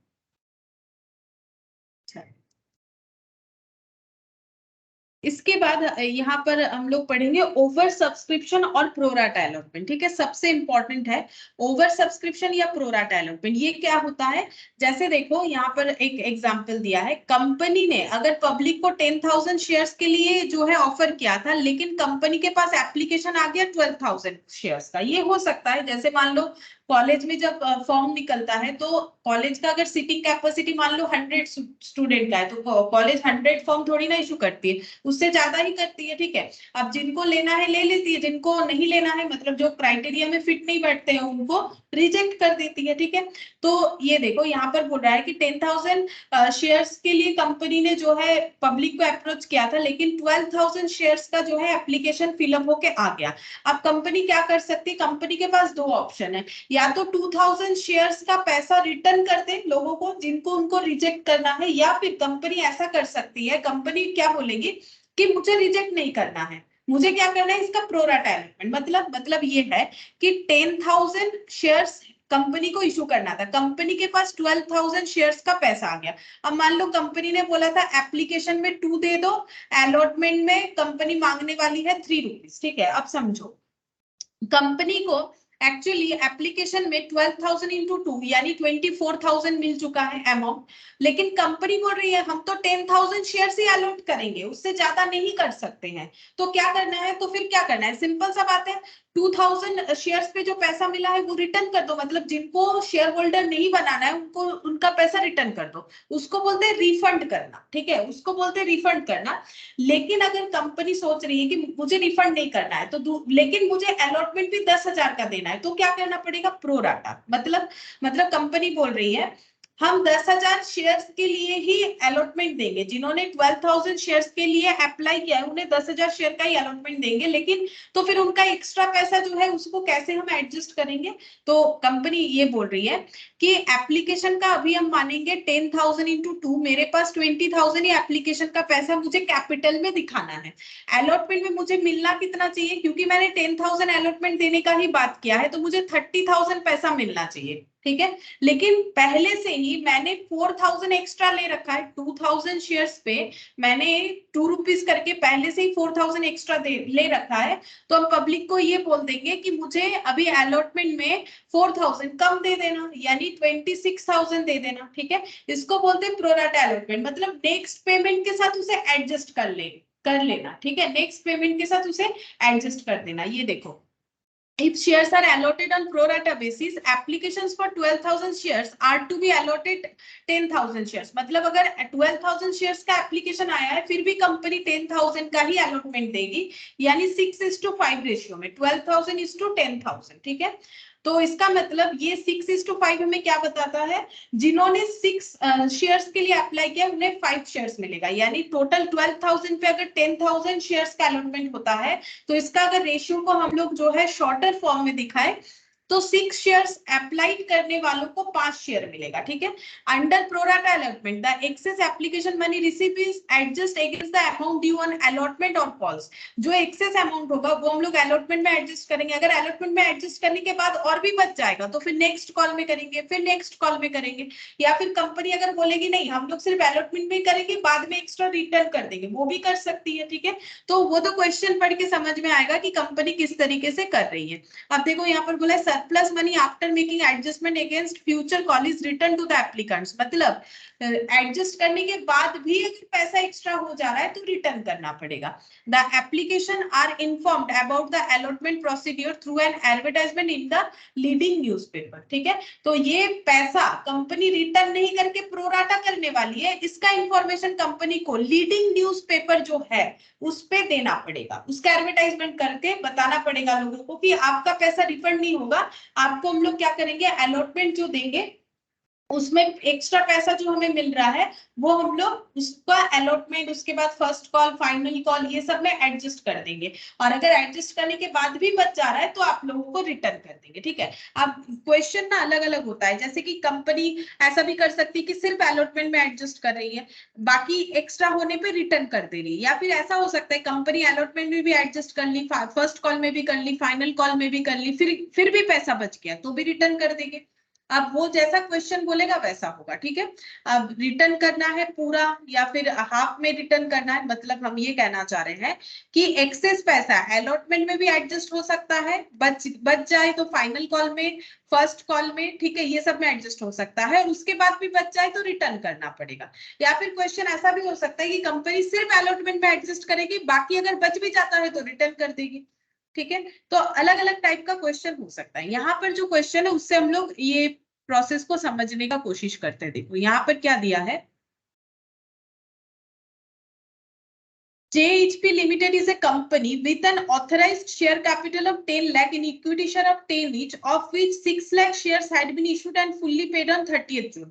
देखो लास्ट दिन ही मैंने बताया था ऑथराइज्ड कैपिटल क्या होता है और जो है हम लोग का इशूड कैपिटल क्या होता है। ऑथराइज्ड मतलब कंपनी का ओवरऑल लिमिट, कंपनी मार्केट से टोटल 10 लाख रुपीस का ही शेयर इशू करवा सकती है, ठीक है, उससे ज्यादा नहीं। कंपनी ने कितना शेयर इशू करवाया है, नंबर ऑफ शेयर 6000, लेकिन कंपनी का नंबर ऑफ शेयर्स का ऑथोरिटी कितना है, ये तो अमाउंट ऑफ शेयर्स है। नंबर ऑफ शेयर्स हो जाएगा 10 लाख बाई 10 कर दो, यानी यहाँ पर कितना हो जाएगा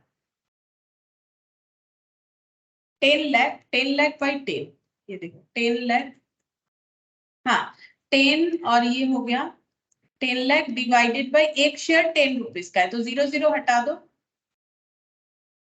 ये 1 लाख आ रहा है। ये मुझे लगता है थोड़ा सा ज्यादा होना चाहिए, ये 1 करोड़ होना चाहिए, थोड़ा गलत है देखो, तभी जाके होगा 10 लाख, क्योंकि 6 लाख शेयर कंपनी जो है इशू कर रही है, तो 1 लाख से तो 6 लाख शेयर इशू नहीं कर सकती है, तो ये नंबर नहीं होगा, ये या तो 10 लाख नंबर, ये रुपीज नहीं होगा, या तो 10 लाख नंबर ऑफ शेयर्स होना चाहिए, या फिर अगर ये हमें रुपीज करना है तो 1 0 ज्यादा होना चाहिए, 3 4 5, अच्छा मैंने कम लिखा है क्या, 10 0 0 कैंसिल आउट 1 1, हाँ यहाँ थोड़ा सा गलत दिया हुआ है अमाउंट, ठीक है कोई बात नहीं छोड़ो। तो हम ये बोलना चाह रहे हैं, देखो अगर हम लोग 10 लाख को 10 से डिवाइड करते हैं तो हम लोग के पास 1 लाख आता है, 1 लाख नंबर ऑफ शेयर। अब 1 लाख नंबर ऑफ शेयर से थोड़ी ना हम लोग 6 लाख शेयर इशू कर सकते हैं, मतलब यहाँ पर अगर ये 100 लाख होता तो ये सही होता आंसर, 10 लाख शेयर था उसमें से कंपनी ने 6 लाख शेयर अभी तक इशू किया, ठीक है। ये हमारा क्वेश्चन ऐसे कोई इम्पैक्ट नहीं डालने वाला, लेकिन समझने वाला बात है कि यहाँ पर अमाउंट हमारा गलत दिया हुआ है। Of which 6 lakh shares had been issued, company ने 6 लाख शेयर इशूड किया है और वो फुल्ली पेड भी है, मतलब सभी ने पेमेंट कर दिया है 30 जून 2020 को। The company propose to make a further issue of 1 lakh, company फिर से 1 लाख शेयर इशू कर रही है 10 रुपीज वाला एट ए प्राइस ऑफ 14, मतलब प्रीमियम भी इशू कर रही है, 10 रुपीज का शेयर 14 में इशू कर रही है। द अरेंजमेंट फॉर पेमेंट भी, कैसे पेमेंट करना है, 2 पर शेयर ऑन एप्लीकेशन, जो 1 जुलाई को मिल जाना चाहिए, allotment to be on 10th July, allotment किया जाएगा 10th जुलाई को, and A further 5 per share including premium to be payable. मतलब क्या हो गया, देखो कैसे कैसे पेमेंट मिल रहा है, हम यहाँ पर लिख लेते हैं, देखो 1 जुलाई का एप्लीकेशन मिलेगा, यहाँ पर लिखते हैं, बोला है 1 जुलाई का एप्लीकेशन का पैसा कितना, 2 रुपीज, क्वेश्चन में ही दे रखा है देखो 2 रुपीज, ठीक है। अच्छा अलॉटमेंट 10th जुलाई, 10th जुलाई को अलॉटमेंट, वो भी 5 रुपीज इंक्लूडिंग प्रीमियम बोला है, ठीक है, इंक्लूडिंग प्रीमियम। अच्छा प्रीमियम कितना है, 4 रुपीज, कैसे पता चला, 10 का शेयर 14 में जाएगा, यानी 4 रुपीज का प्रीमियम, तो यहाँ पर 1 + 4 हो जाएगा। 4 क्या है, 4 सिक्योरिटीज प्रीमियम, कैसे पता चला, क्वेश्चन में ही हमें बता दिया है कि 10 रुपीज नॉमिनल वैल्यू कितना है 10 रुपीज, ठीक है, और इशू प्राइस कितना है 14 रुपीज, तो इसका मतलब प्रीमियम में हो रहा है, तो प्रीमियम का वैल्यू कितना हो जाएगा 4 रुपीज, और प्रीमियम कहाँ पर पे होगा बता दिया है क्वेश्चन में, अलॉटमेंट में, तो टोटल अलॉटमेंट में 5 रुपीज मिलने वाला है इंक्लूडिंग प्रीमियम, तो 1 जो है वो टूवर्ड्स कैपिटल चला जाएगा, ठीक है। अच्छा अब यहाँ पर बोला है the final call for the balance to be made, बाकी बैलेंस अमाउंट के लिए फाइनल कॉल किया जाएगा, और वो किया जाएगा 30th अप्रैल, ठीक है, तो यहाँ पर लिखेंगे फाइनल कॉल, तो फाइनल कॉल कितना हो जाएगा, टोटल शेयर अगर 14 का है, मैंने 14 क्यों लिखा, क्योंकि ये इंक्लूडिंग प्रीमियम अमाउंट है, तो ये 7 रुपीज हो जाएगा, बैलेंस करके आ जाएगा, ठीक है। तो बैलेंस अमाउंट बोला है 30th अप्रैल को कॉल होगा, तो यहाँ से यहाँ तक हम लोग समझ गए कि कंपनी का टोटल जितना शेयर्स है उसमें से कंपनी ने एक बार 6 लाख इशू किया था 30 जून 2020 को, अभी फिर से 1 लाख शेयर इशू किया है, तो वो 10 रुपीज वाला है, 1 लाख शेयर जो इशू किया है। अच्छा अब यहाँ पर देखो क्या बोल रहा है, एप्लीकेशन वे रिसीव्ड फॉर 3,55,000, कंपनी के पास एप्लीकेशन आ चुका है 3,55,000 शेयर्स का, and we are dealt with as follows, कैसे आया है, कंपनी ने क्या डिक्लेरेशन दिया है, बोला है कि जिन्होंने 5,000 शेयर्स के लिए एप्लीकेशन डाला है उनको फुल अलॉटमेंट मिल जाएगा, एप्लीकेंट्स फॉर 5,000 शेयर्स, ठीक है, को फुल अलॉटमेंट मिल जाएगा, मतलब उनका प्रोराटा नहीं होगा। 5,000 शेयर्स के लिए जिन्होंने अप्लाई कर दिया था, मतलब उनका फुल अलॉटमेंट होगा, ये क्वेश्चन हमें बता रहा है, मतलब इनका कोई प्रोराटा नहीं होगा, आगे पढ़ोगे तो समझ में आएगा। Applicants for 30,000 shares received an allotment of 1 share for every 2 applied for, मतलब ये जो कैटेगरी है, मतलब ये ना कैटेगरी वाइज डिवाइड कर दिया है। मतलब शेयर का क्या होता है, एक डेट रहता है कि इतने तारीख से इतने, मान लो 1 वीक के अंदर हमें एप्लीकेशन भरना है, तो पहले फर्स्ट डे कुछ लोगों का एप्लीकेशन आया, नेक्स्ट डे कुछ लोगों का आया, फिर नेक्स्ट डे कुछ लोगों का आया। तो कंपनी ने उस तरीके से कैटेगरी डिवाइड कर लिया। बोल रहा है कि पहला जो 5000 एप्लीकेशन हमारे पास आ चुका है, उन 5000 एप्लीकेशन पे हम लोग 5000 शेयर्स अलॉट कर देंगे, ठीक है। लेकिन नेक्स्ट जो 30,000 हम लोग के पास एप्लीकेशन आया है, उन्हें हम लोग 30,000 शेयर अलॉट नहीं करेंगे। कितना करेंगे, हाफ। कैसे पता चला, 1 शेयर फॉर एवरी 2 अप्लाइड। अगर 2 शेयर के लिए एप्लीकेशन डाले हो तो 1 शेयर मिलेगा। तो अगर 30,000 के लिए, मतलब आधा हो गया ना, 2 का A यानी आधा हो गया। 30,000 के लिए अगर अप्लाई किए हो तो 15,000 का इसका मतलब अलॉटमेंट मिलेगा। फिर क्या बोला है, कंपनी ने डिक्लेरेशन दिया है, नो मनी वाज रिटर्न। बोल रहा है कि पैसा रिटर्न नहीं करेंगे ऑफ दिस एप्लीकेंट्स, ठीक है। इस कैटेगरी में जो भी आ रहे हैं उनका पैसा रिटर्न नहीं करेंगे। वो तो पैसा रिटर्न बोलेंगे ना, क्योंकि अगर मैंने 2 एप्लीकेशन का पेमेंट किया है जबकि मुझे एक ही शेयर का अलॉटमेंट मिलेगा, हम बोलेंगे मेरे एक शेयर का पैसा रिटर्न कर दो। कंपनी बोल रही नहीं, रिटर्न नहीं करेंगे। जो एक्स्ट्रा पैसा आपने हमें दे दिया है, being used to reduce the amount due on allotment। allotment जब आएगा तब आपसे पैसा कम ले लेंगे, ठीक है। allotment जब आएगा तब आपसे उतने पैसे हम लोग कम ले लेंगे, ठीक है। ऐसे बोला है। जैसे देखो सिंपल सा बात है, किसी ने 2 शेयर के लिए अप्लाई किया तो उसने 2 रुपीज करके एप्लीकेशन का पैसा 4 दे दिया होगा। अब कंपनी बोल रही है तुम्हें एक ही अलॉटमेंट देंगे, तो ये तो बोलेगा ना मेरा एक शेयर का 2 रुपए फिर रिटर्न कर दो, ठीक है। कंपनी बोल रही नहीं, रिटर्न नहीं करेंगे। क्या होगा, मेरे पास मान रहे, कंपनी बोल रहे मान रहे मेरे पास आपका 2 रुपया एक्स्ट्रा पड़ा हुआ है, हम क्या करेंगे, आपका जब अलॉटमेंट आएगा तो 1 शेयर का अलॉटमेंट आपको दे रहे हैं, तो अलॉटमेंट का कितना मुझे मिलना चाहिए, 5 रुपीज, ठीक है। तो उसमें हम क्या करेंगे, आपसे 3 रुपीज ही मांगेंगे, ठीक है। तो एडजस्ट हो गया। अलॉटमेंट कंपनी एक ही शेयर का दी, लेकिन जब एक्स्ट्रा पैसे का एडजस्टमेंट का बात है, कंपनी बोले रिटर्न नहीं करेंगे। जब अलॉटमेंट का पैसा मांगेंगे तब आपको आपसे कम पेमेंट ले लेंगे, ठीक है। जितना आपका हमारे पास एक्स्ट्रा पड़ा हुआ है उसको एडजस्ट कर देंगे। तो ये हो गया, ठीक है।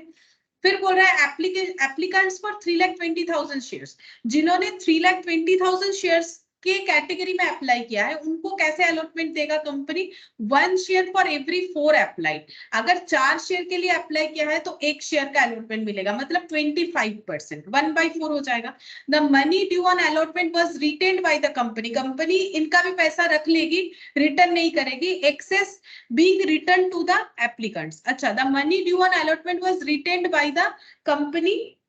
अलॉटमेंट के लिए जितना पैसे का एडजस्टमेंट होगा उतना कर लेगी। ये पॉइंट क्या बोला है, देखो, the money due on allotment, इनका अलॉटमेंट का जो पैसा ड्यू होगा वो कंपनी एडजस्ट करने के लिए रख लेगी, जो एक्सेस अमाउंट आएगा, और बाकी उसके बाद अगर कुछ बच जाएगा तो कंपनी रिटर्न कर देगी। ये क्वेश्चन करने से समझ में आएगा कैसे हो रहा है, ठीक है। फिर यहाँ पर बोला है the money due on final call was received on due date, final call का पैसा ड्यू डेट पे मिल चुका है। हमें ट्रांजैक्शन एंट्री करके दिखाना है, ठीक है।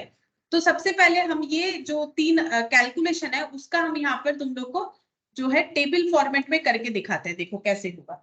यहाँ पर पहले वर्किंग नोट बनाएंगे सबसे पहले, तो यहाँ पर लिखेंगे कैटेगरी। 3 कैटेगरी है।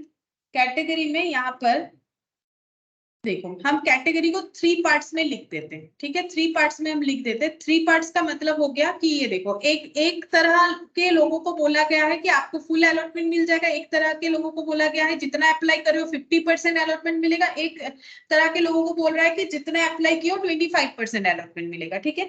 तो यहाँ पर देखो हम लोग ऐसे लिखते हैं। जो कैटेगरी 1 है उनका क्या होगा, उनके लिए हो जाएगा नंबर ऑफ शेयर्स अप्लाइड, कितने शेयर के लिए उन्होंने अप्लाई किया है। तो 5,000, 5,000, 30,000, 3,20,000, 5,000, 30,000 क्वेश्चन में ही दे दिया है, और 3,20,000। अच्छा, अब इनको अलॉटमेंट कितना मिलेगा, नंबर ऑफ शेयर्स अलॉटेड। तो कंपनी ने बोला इनको फुल अलॉटमेंट मिल जाएगा, यानी 5,000 शेयर्स का ही अलॉटमेंट मिलेगा। इनको बोला है 2 अप्लाई के लिए A, यानी ऐसे हो जाएगा 30,000 इंटू 1/2, यानी कि 15,000। कैसे हुआ? कंपनी क्या बोल रही है, 2 शेयर के लिए अप्लाई किए हो तो 1 शेयर का अलॉटमेंट मिलेगा, 1 के लिए किए हो तो 1/2, तो 30,000 के लिए किए हो तो 1/2 इंटू 30,000 ऐसे हो जाएगा। ठीक है, सेम तरीके से हम लोग ये वाला भी करेंगे। यहाँ पर 30,000। यहाँ पर देखो, यहाँ पर कब बोला गया है कि अगर किसी ने 4 शेयर्स के लिए अप्लाई किया है तो उसे 1 अलॉटमेंट मिलेगा, 4 के लिए 1 के लिए 1/4 यूनिटरी मेथड। 3,20,000 के लिए कितना होगा, तो 3,20,000 इंटू 1/4 तो 80,000। ठीक है, अब एडजस्टमेंट वगैरह कैसे कैलकुलेशन होगा देखो। अब ये कैटेगरी के लिए हम लोग कैसे दिखाएंगे, एप्लीकेशन में कितना पैसा मिलना चाहिए, तो ऐसे करके दिखाना पड़ेगा। यहाँ पर amount received on application, application में कितना पैसा मिला है कंपनी, तो देखो कितना शेयर अप्लाइड हुआ है उतना ही एप्लीकेशन का पैसा मिला है। 5,000 इंटू 2, क्योंकि 2 करके है तो 10,000। 30,000 शेयर्स के लिए एप्लीकेशन आया था तो 30,000 इंटू 2, तो ये कितना हो जाएगा 60,000। और 3,20,000 इंटू 2 6,40,000। ठीक है, टोटल इतना जो है कंपनी का एप्लीकेशन का पैसा आया है। लेकिन कंपनी अगर अलॉटमेंट इतने इतने इतने देगी तो एप्लीकेशन पे कंपनी का एक्सेस पैसा जो है वो कंपनी को क्या करना पड़ेगा, कंपनी ने इनका तो कुछ एक्सेस नहीं होगा क्योंकि इनका 5,000 ने अप्लाई किया है, 5,000 ही मिल जाएगा। तो एप्लीकेशन में जो पैसा मिला है उसका कुछ रिटर्न वगैरह नहीं होगा और एडजस्टमेंट भी नहीं होगा। लेकिन इनका एडजस्टमेंट तो करना पड़ेगा ना, जिन्होंने 30,000 शेयर्स के लिए अप्लाई किया लेकिन 15,000 का ही अलॉटमेंट मिलेगा, तो इनसे जो एक्सेस पैसा ले रखे हैं वो हमें रिटर्न करना पड़ेगा। तो अमाउंट रिसीव्ड इतना किया है, लेकिन कितना रिसीव करना चाहिए वो लिखते हैं, amount required on application, application में कितना पैसा लेना चाहिए था कंपनी को। ठीक है, तो इनसे जो लिया है सही लिया है क्योंकि 5,000 शेयर्स वालों को 5,000 का अलॉटमेंट दिया जाएगा, तो इनसे जो पैसा लिया गया है सही लिया गया है 10,000। ठीक है, लेकिन इनका क्या हुआ, इनसे 30,000 का पैसा लिया गया है जबकि इनको अलॉटमेंट 15,000 का दिया जाएगा, तो इनसे 15,000 शेयर्स का ही जो है एप्लीकेशन का पैसा लेना चाहिए था। ठीक है, और इनसे देखो 3,20,000 में से 80,000 का अलॉटमेंट दिया जाएगा, मतलब इनको इनसे 80,000 का ही जो है एप्लीकेशन का पैसा लेना चाहिए। ठीक है, एप्लीकेशन का पैसा इनसे इतना ही लेना चाहिए, तो टोटल कितना हो जाएगा यहाँ पर चेक करते हैं, 10,000 और 30,000 40,000, ये 2 लाख हो जाएगा। ठीक है, तो कंपनी को एक्चुअली एप्लीकेशन का 2 लाख ही लेना चाहिए। और इसका रीजन भी देख लो, company total 1 lakh share issue कर रही है, ये तो पहले कभी किया है, अभी नया जो 1 लाख शेयर इशू कर रही है तो 2 रुपीज करके कंपनी को 2 लाख ही ना मिलना चाहिए। तो हमें यहाँ पर कैटेगरी वाइज भी मिल गया कि कंपनी को 2 लाख मिलना चाहिए। लेकिन कंपनी ले कितना रखी है, इसका टोटल करो, 60 और 10 70 और ये 6,40,000 करने से आ जाएगा 7,10,000, जबकि कंपनी 7,10,000 ले रखी है, तो कंपनी को एक्स्ट्रा रिटर्न कर देना चाहिए।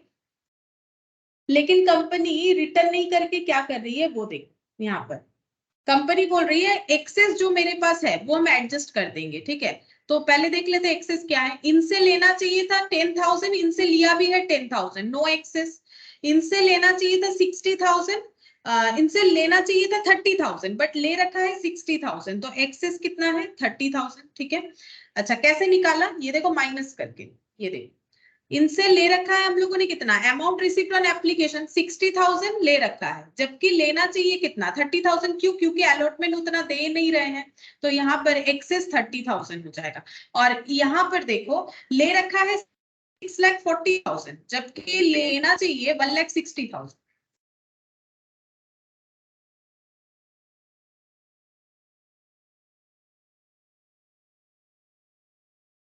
4,80,000 एक्सेस ले रखा है, कंपनी बोल रही है एक्सेस रिटर्न नहीं करेंगे, एक्सेस अलॉटमेंट में एडजस्ट कर देंगे। ठीक है, तो अलॉटमेंट में कितना एडजस्ट होगा वो चेक करते हैं, कैसे पता चलेगा, यहाँ पर लिखते हैं अलॉटमेंट में किससे कितना मिलेगा, तो अमाउंट, नेक्स्ट कॉलम, अगर तुम लोग का यहाँ स्पेस है तो कर सकते हो, amount due on allotment. Allotment में किससे कितना पैसा मिलेगा, जिसको जितना शेयर अलॉट किए उतना ही मिलेगा। तो पहले कैटेगरी में 5000 शेयर्स अलॉट हुआ है, 5 रुपीज करके कितना मिलेगा, 25,000। नेक्स्ट कैटेगरी में 15,000 शेयर्स का अलॉटमेंट हुआ है, 5 रुपीज करके 75,000। और उसके बाद 80,000 शेयर्स अलॉट हुआ है, ये देखो number of shares to be allotted, ये देखो इतना इतना अलॉटमेंट दिया है, तो अलॉटमेंट में इतना इतने नंबर ऑफ शेयर से ही ना पैसा मिलेगा, उससे ज्यादा तो मिलेगा नहीं, तो इतना शेयर का पैसा मिलना चाहिए। ठीक है, अब एक्चुअली कितना अमाउंट हम लोग रिसीव कर सकते हैं, amount can be received on allotment. अब अलॉटमेंट में जब रिसीव करेंगे, क्या सच में हम लोग इतना पैसा रिसीव कर पाएंगे, वो देखना पड़ेगा।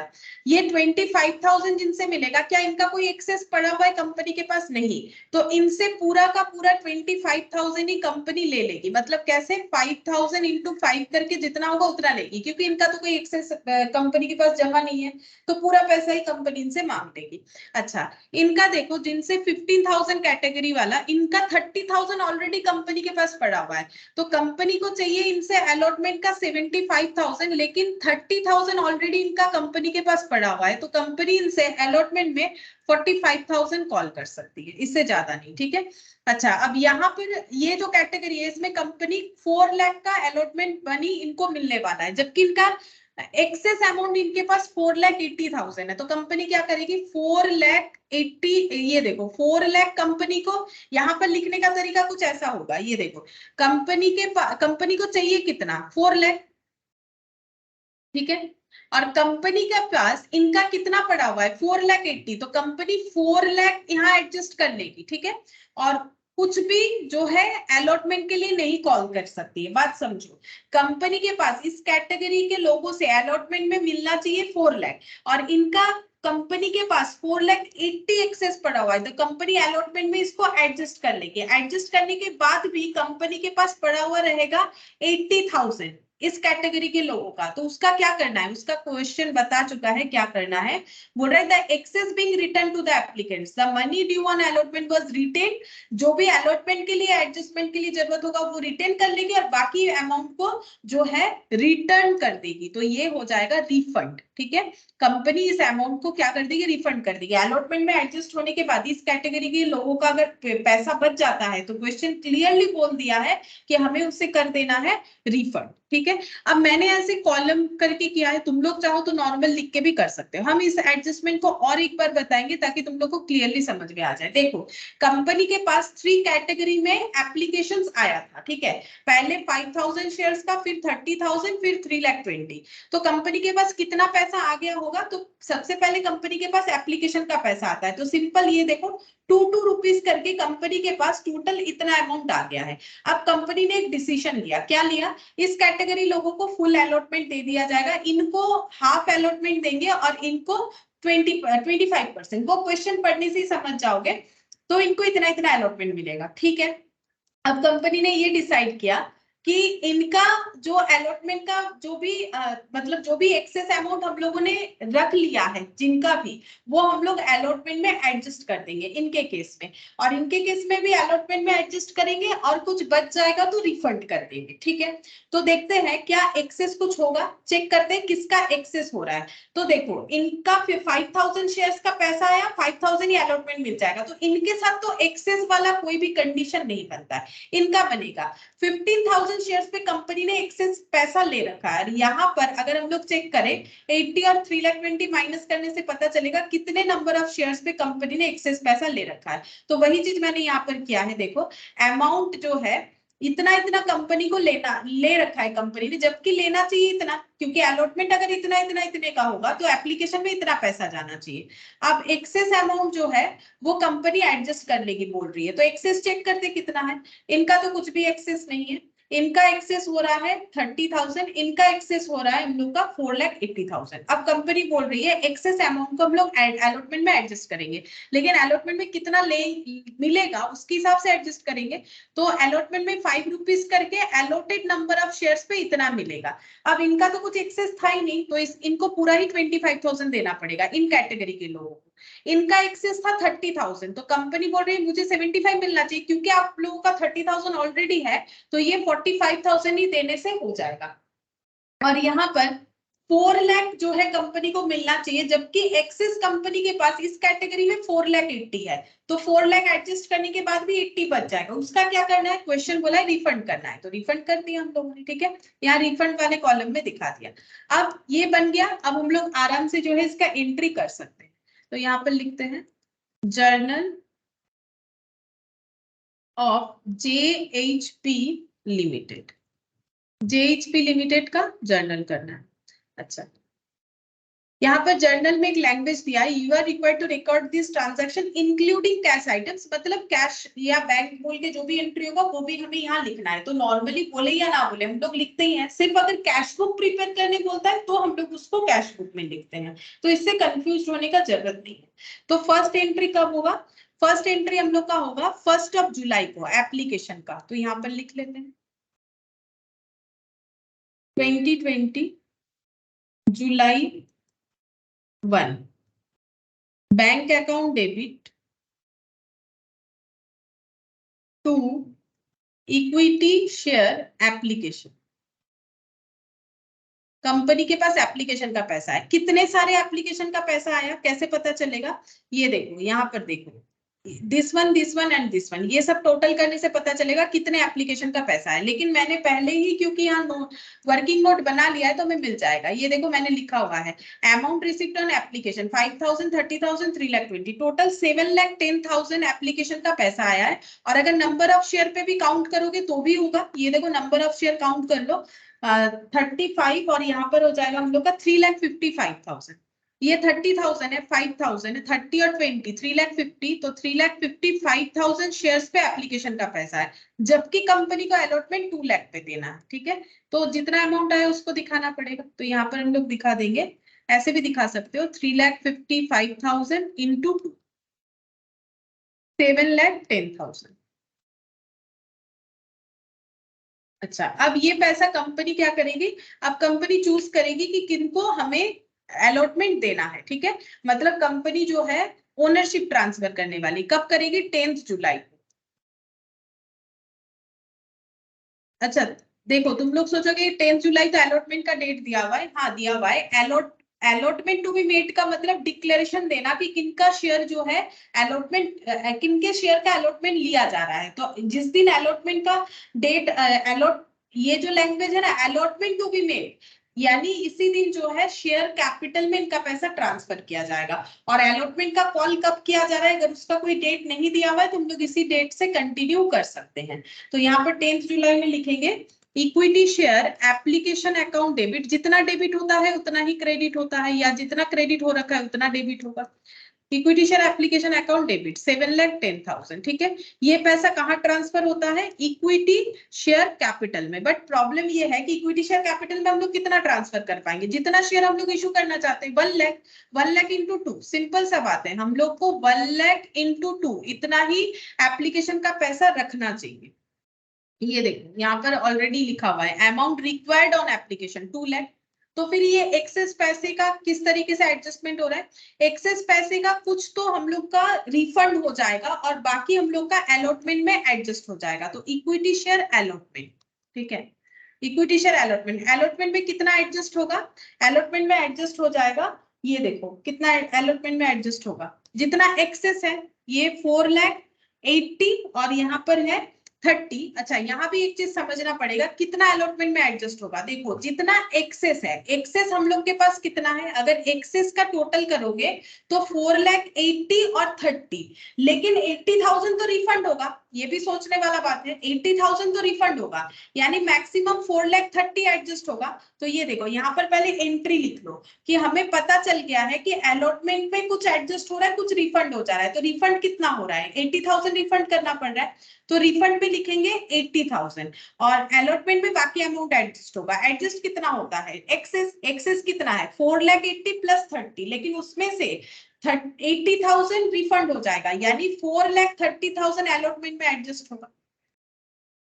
ये देखो ऐसे हो जाएगा, यहाँ पर चाहो तो लिख लो,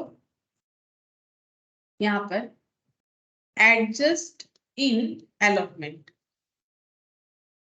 ठीक है, कितना एडजस्ट हो जाएगा, यहाँ पर भी देख सकते हो 30 और 4 लाख जो माइनस हो रहा है ना, यहाँ से भी हम लोग लिख सकते हैं, या फिर ऐसे देखो एक्सेस माइनस रिफंड अगर कुछ हो रहा है तो एक्सेस कितना है 30,000 और एक जगह पे 4,80,000 और रिफंड कितना निकल के आया 80,000। ठीक है, तो ये कितना हो जाएगा 4,30,000।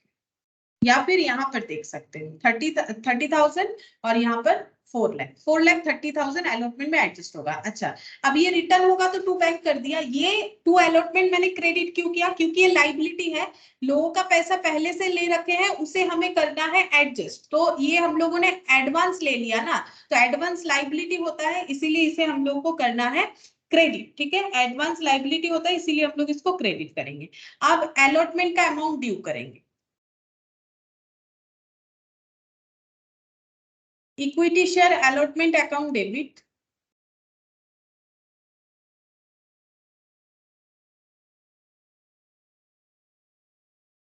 टू इक्विटी शेयर कैपिटल, और टू सिक्योरिटीज प्रीमियम लिखना पड़ेगा क्योंकि यहाँ पर प्रीमियम भी आ रहा था।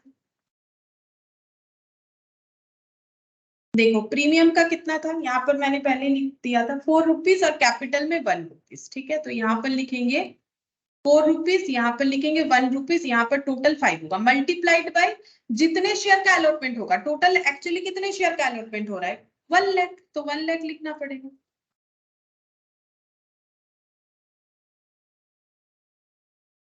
ये देखो ना 1 लाख टोटल शेयर का ही तो हम लोगों का क्या हो रहा है अलॉटमेंट हो रहा है। यहाँ पर भी तो दिया हुआ है, कंपनी ने 1 लाख शेयर ही तो इशू किया था, तो यहाँ पर हो जाएगा 1 लाख इंटू 1 रुपीज 1 लाख, ये 4 लाख हो जाएगा और यहाँ पर 5 लाख।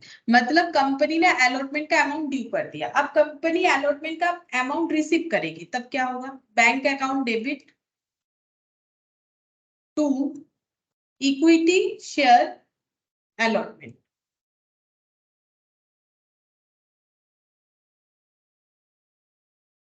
ठीक है, bank account debit to equity share allotment. अब जैसे मैंने बोला था जितना डेबिट होता है उतना ही क्रेडिट होगा, लेकिन यहाँ पर एक प्रॉब्लम है, ऑलरेडी हम लोग का कुछ तो क्रेडिट हो रखा है। कितना 4,30,000, एक्चुअली कंपनी को मिलना चाहिए 5 लाख। 4,30,000 अगर एडजस्ट हो जाएगा तो अभी कितना मिलेगा, देखो कंपनी को मिलना चाहिए 5 लाख, लेकिन हम लोग 5 लाख नहीं लिख सकते क्योंकि कंपनी ऑलरेडी इस कैटेगरी में 4,30,000 ले चुकी है। ठीक है, कंपनी के पास है, तो कंपनी यहाँ से 4,30,000 टोटल लेस कर देगी, इतना नहीं मिलेगा, कोई बार बार थोड़ी ना अमाउंट देगा, तो ये हो जाएगा 70,000। ठीक है, तो यहाँ पर ऑलरेडी जितना डेबिट उतना क्रेडिट हुआ है। अगर तुम लोग ध्यान से देखोगे तो अलॉटमेंट डेबिट कितने से हुआ है 5 लाख, क्रेडिट कितने से हुआ 70,000 यहाँ पर, और यहाँ पर 4,30,000, यानी टोटल 5 लाख ही हो गया। 70,000 और 4,30,000 टोटल करके 5 लाख ही होता है, तो जितना डेबिट उतना ही क्रेडिट हुआ। लेकिन यहाँ पर कंसेप्ट चेंज हो गया, बिकॉज 5 लाख ड्यू जरूर किया है लेकिन कंपनी को मिलेगा 70,000 ही, क्योंकि 4,30,000 ऑलरेडी कंपनी लेके बैठी है तो उसको एडजस्ट कर लेगी। ये हो गया अलॉटमेंट। अब सिंपल हम लोग फाइनल कॉल को ड्यू करेंगे। Equity share final call account debit to equity share capital. Final call का कितना मिलेगा, due entry 1 lakh into final call का जितना है उतना मिलना चाहिए 7 रुपीज, 7 लाख हो जाएगा।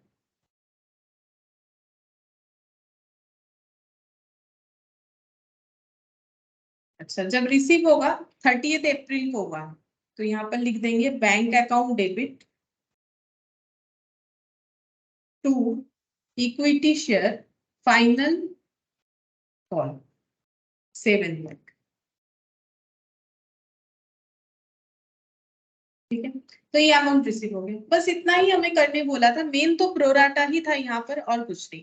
प्रोराटा का पॉइंट ही जो है मेन था, लेकिन देखो जब तुम लोग क्वेश्चन सॉल्व करोगे तुम लोग को जो है नैरेशन वगैरह लिखना पड़ेगा तो टाइम लगेगा। ठीक है, तो यहाँ पर हम लोगों ने देखो जो पहले यहाँ पर इस तरीके से कैलकुलेट कर लिया, तुम लोग चाहो तो लाइन बाय लाइन करके भी कर सकते हो, हमेशा ऐसे कॉलम करना है ऐसा कोई नेसेसरी नहीं है, जैसा करना चाहो। ठीक है, तो हम लोगों ने दिखाया कि एप्लीकेशन का कितना पैसा मिला 3,55,000 में मिला, लेकिन कंपनी 1 लाख शेयर ही अलॉट करना चाहती है, तो कैपिटल में देखो वही जो हम लोग का कैपिटल का नॉमिनल वैल्यू है वही जाएगा। ठीक है, तो बाकी अमाउंट जितना अलॉटमेंट में एडजस्ट हुआ बाकी रिफंड हो जाएगा। ये सारे बात हम लोगों ने यहाँ पर वर्किंग नोट में कर लिया था।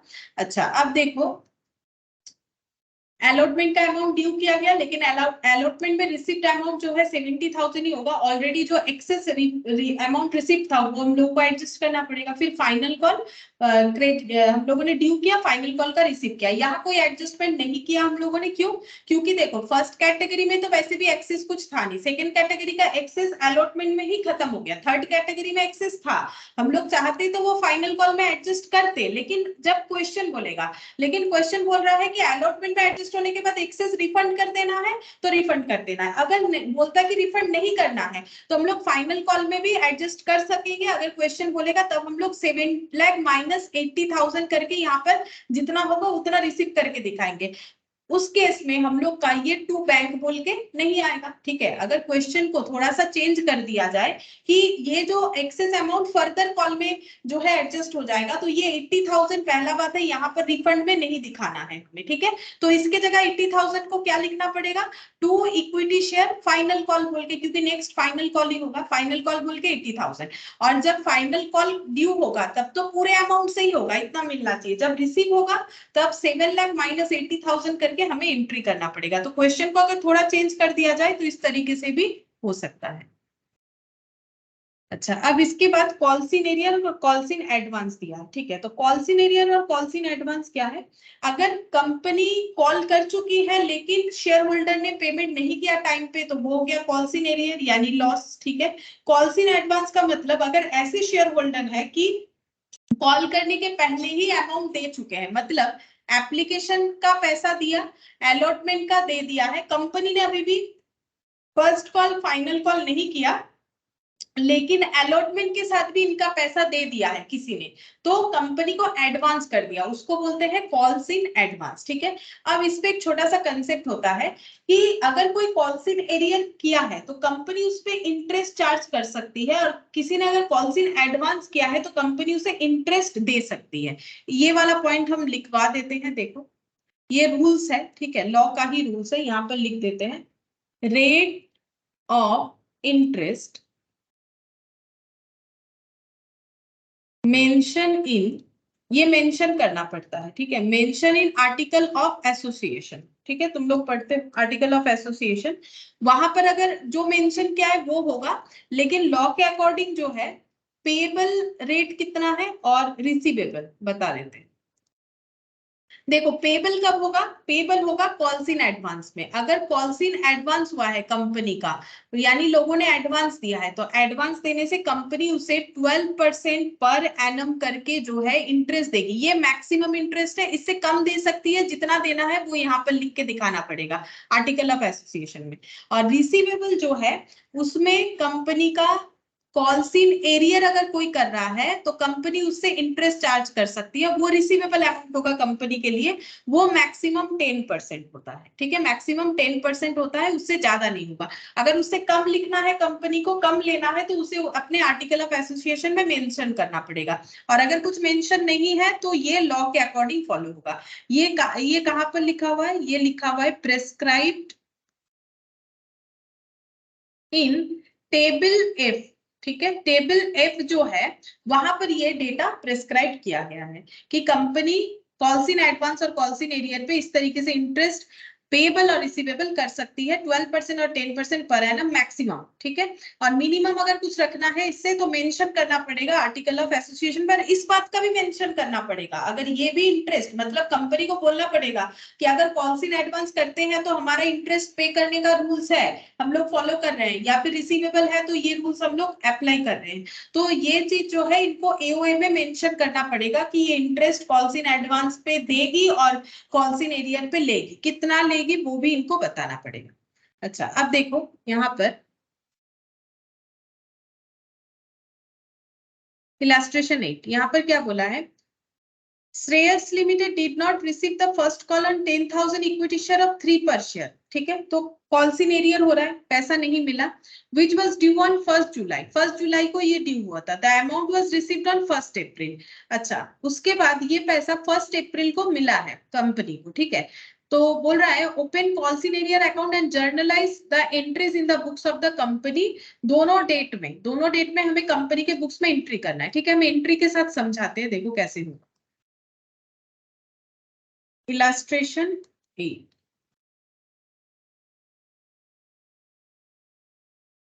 जर्नल करेंगे हम लोग यहाँ पर 1 जुलाई। सबसे पहले 1 जुलाई में एंट्री होगा।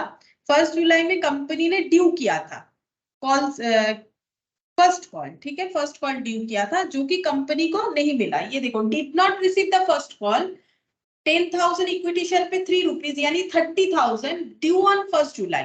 1 जुलाई में ड्यू हुआ था जो नहीं मिला, तो 1 जुलाई में कंपनी क्या एंट्री करेगी, calls in arrear account debit, loss है जैसे बैड डेट डेबिट होता है। और कौन सा अमाउंट नहीं मिला, इक्विटी शेयर फाइनल कॉल, तो यहां पर हो जाएगा equity share final call. Final है कि फर्स्ट है, फर्स्ट है, फर्स्ट कॉल, ठीक है। कितना हो जाएगा, 10,000 इंटू 3।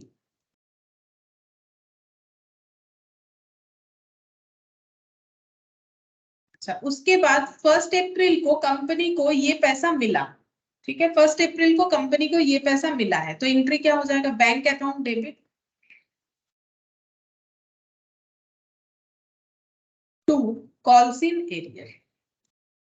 जैसे bad debt debit to debtor, फिर bank account debit to bad debt recovery, उसी तरीके से कॉल्स इन एरियर।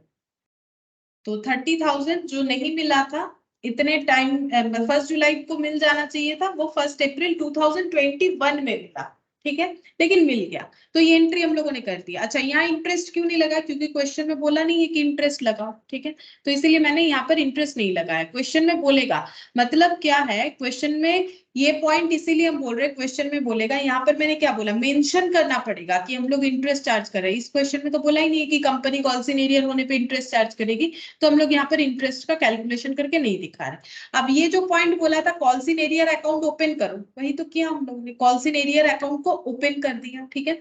तो कॉल्स इन एरियर अकाउंट करके हम लोगों ने एंट्री पास कर दी। अच्छा, अब नेक्स्ट देखते हैं। यहाँ पर दिया हुआ है टेबल एफ का जो डिटेल्स है, मतलब टेबल एफ के अकॉर्डिंग कितना कितना इंटरेस्ट होगा। ये देखो, as per table F maximum जो है 12% कॉल्स इन एडवांस पे, और यहाँ पर 10%। अच्छा, अब ये बोला है कि कौन किसको देता है, कॉल्स इन एरियर पे इंटरेस्ट जो है शेयर होल्डर कंपनी को देती है, ठीक है, शेयर होल्डर टू कंपनी। और कॉल्स इन एडवांस पे कंपनी शेयर होल्डर को देगी, ठीक है। और कितना दिन का इंटरेस्ट कैलकुलेट होगा, तो सीधा सा बात है, जब कंपनी कॉल करी है और उसके बाद, जैसे देखो इस क्वेश्चन में अगर इंटरेस्ट का बात होता है, इंटरेस्ट कब से कब तक का काउंट होता, 1 जुलाई से लेके 1 अप्रैल तक का, क्योंकि 1 जुलाई को पेमेंट मिलना चाहिए था, जो मिला 1 अप्रैल को। तो जितना दिन पेमेंट नहीं मिला उतने दिन का इंटरेस्ट चार्ज होगा। यहाँ पर वही लिखा है, देखो, from the date call money was due to the date money is finally receive. Call money जिस दिन ड्यू हुआ था उस दिन से लेके जिस दिन रिसीव हुआ उसका जो गैप हो गया, उसी के अकॉर्डिंग जो है इंटरेस्ट का टाइम पीरियड कैलकुलेशन होगा। और एडवांस का कैसे होगा, जब एडवांस किया है, मान लो अलॉटमेंट के साथ first call final call advance कर दिया, अब फर्स्ट कॉल उसके बाद जब कॉल होने वाला था, मान लो फर्स्ट कॉल 1 मंथ बाद कॉल होने वाला था, तो 1 मंथ का इंटरेस्ट मिलेगा, ठीक है। फिर यहाँ पर बोल रहा है directors have right to waive off such interest. अच्छा, अगर कोई कंपनी के डायरेक्टर चाहे तो अपने शेयर होल्डर से इस तरीके का इंटरेस्ट नहीं भी चार्ज कर सकता है, ठीक है। और share holders are not entitled for any dividend on calls in advance. अगर कोई कॉल्स इन एडवांस कर रहा है तो इसका मतलब ये नहीं है कि उसे उस अमाउंट पे डिविडेंड मिल जाएगा, ठीक है। डिविडेंड सिर्फ और सिर्फ उतने अमाउंट पे ही मिलेगा जितना कंपनी ने कॉल किया है और शेयर होल्डर ने पेमेंट किया है। शेयर होल्डर ने अगर एक्सेस यानी एडवांस कुछ कर रखा है तो उस एडवांस पे जो है कभी भी डिविडेंड नहीं मिलेगा। लॉजिक है, क्योंकि सभी के पास एक्सेस अमाउंट नहीं होता है कि वो कंपनी को दे दे, ठीक है। तो किसी को डिविडेंड ज्यादा, किसी को डिविडेंड कम, ऐसा तो नहीं मिल सकता। जैसे मान लो कंपनी ने 10 रुपीज एक शेयर का प्राइस है, कंपनी ने अभी तक 8 रुपीज ही कॉल किया है, लेकिन एक पर्सन है जिसने 10 रुपीज भी दे दिया। अब कंपनी अगर डिविडेंड देगी, डिविडेंड नॉर्मली जो है शेयर कैपिटल जितना होता है उसके अकॉर्डिंग, कंपनी बोल रही है हम 10% डिविडेंड देंगे, ठीक है। तो कंपनी 8 रुपीज पे 10% देगी, तो यहाँ भी कंपनी को 8 रुपीज पे ही देना पड़ेगा। 10 रुपीज पे कंपनी नहीं दे सकती, क्योंकि यहाँ पर एडवांस इसने 2 रुपीज कर रखा है, कंपनी ने तो 80 कॉल किया था। अब जिसने एडवांस नहीं दिया उसका तो लॉस हो जाएगा। तो इसीलिए रूल्स ये है कि आप एडवांस दे रहे हो तो दे दो, आपको उसके बदले इंटरेस्ट मिल जाएगा, लेकिन डिविडेंड एक्सेस नहीं देंगे। डिविडेंड उतना ही देंगे जितना हम लोगों ने कॉल कर रखा है, ठीक है, ताकि कोई भी बाइफर्केशन ना हो। तो जिन्होंने एडवांस नहीं दे पाया उनका भी जितना कैपिटल पे डिविडेंड मिलेगा, जितना कैपिटल होगा, और दूसरे पर्सन का भी उतने पे ही होने वाला है। It is nominal account in nature and is credited to statement of profit and loss account of income। बोल रहा है कि इंटरेस्ट जो कंपनी को पे कर रहा है शेयर होल्डर, वो हम लोग का एक नॉमिनल अकाउंट है, मतलब इनकम है, ठीक है, और ये क्रेडिट हो जाएगा इसीलिए पीएल में। और जो कंपनी इंटरेस्ट दे रही है वो भी नॉमिनल अकाउंट है, और ये पीएल में क्या हो जाएगा, ये पीएल में हम लोग का डेबिट हो जाएगा, क्योंकि ये कंपनी के लिए एक्सपेंस है। इंटरेस्ट देना एक्सपेंस है और इंटरेस्ट मिल रहा है जो, वो इनकम है। तो इनकम है तो क्रेडिट होगा, एक्सपेंस है तो डेबिट होगा। अब ये वाला क्वेश्चन देखो, इलस्ट्रेशन 9, यहाँ पर क्या बोला है,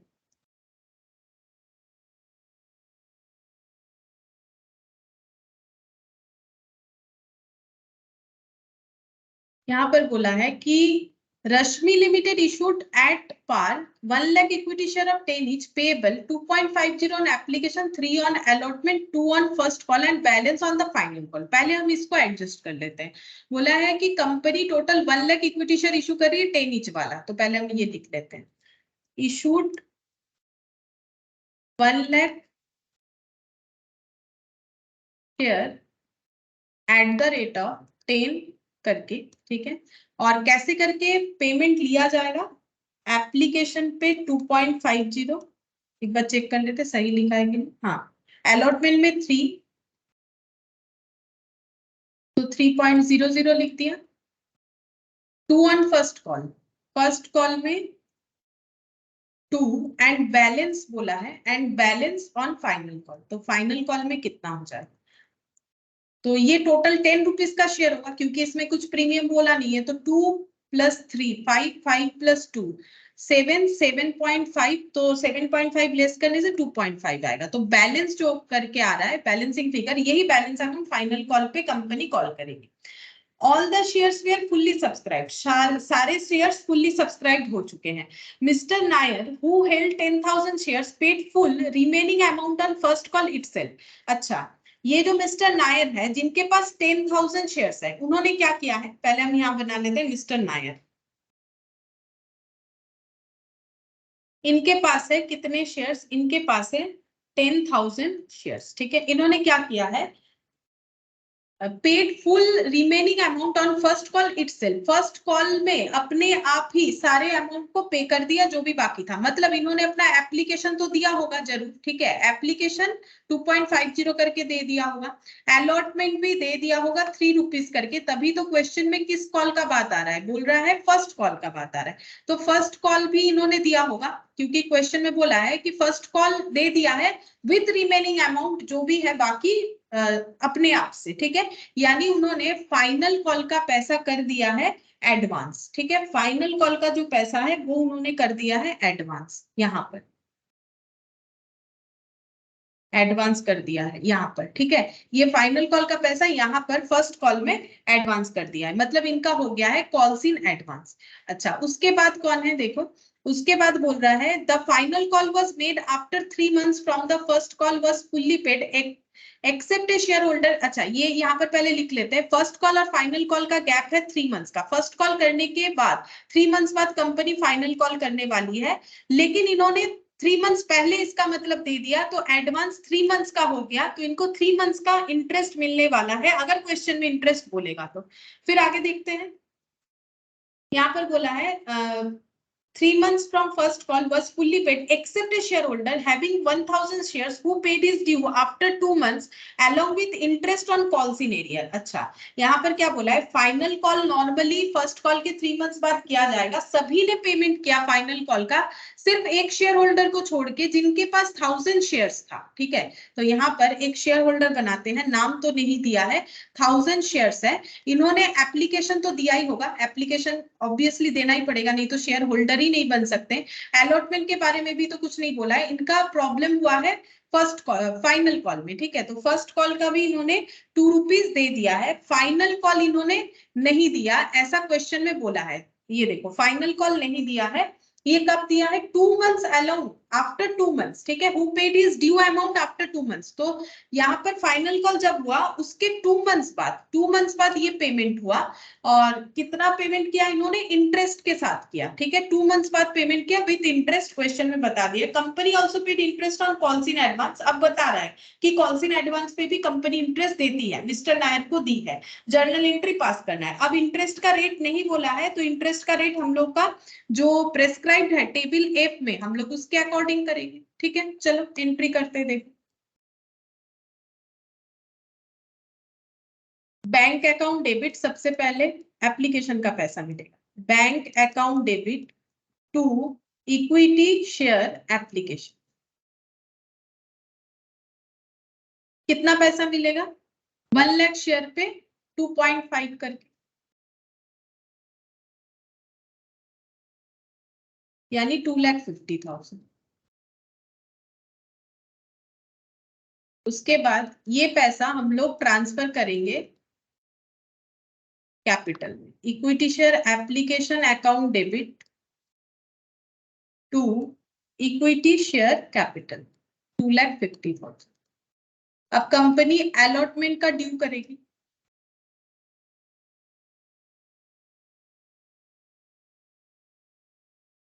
equity share allotment debit to equity share capital. Allotment में कितना ड्यू करेगी? 1 लाख शेयर पे 2.3 रुपीज था शायद, हाँ 3 रुपीज, यहाँ पर लिखेंगे 3 लाख। रिसीप पे कितना हुआ है? 3 लाख हो गया, क्योंकि किसी ने अलॉटमेंट में गड़बड़ नहीं किया है। गड़बड़ मतलब एक ने एडवांस किया, एक ने एरियर किया है। फर्स्ट कॉल में एडवांस हुआ है और फाइनल कॉल में एरियर हुआ है, तो इसके बाद से एंट्री में ध्यान रखना है हमें। ये तो नॉर्मली होता जाएगा। Bank account debit to equity share allotment 3 lakh.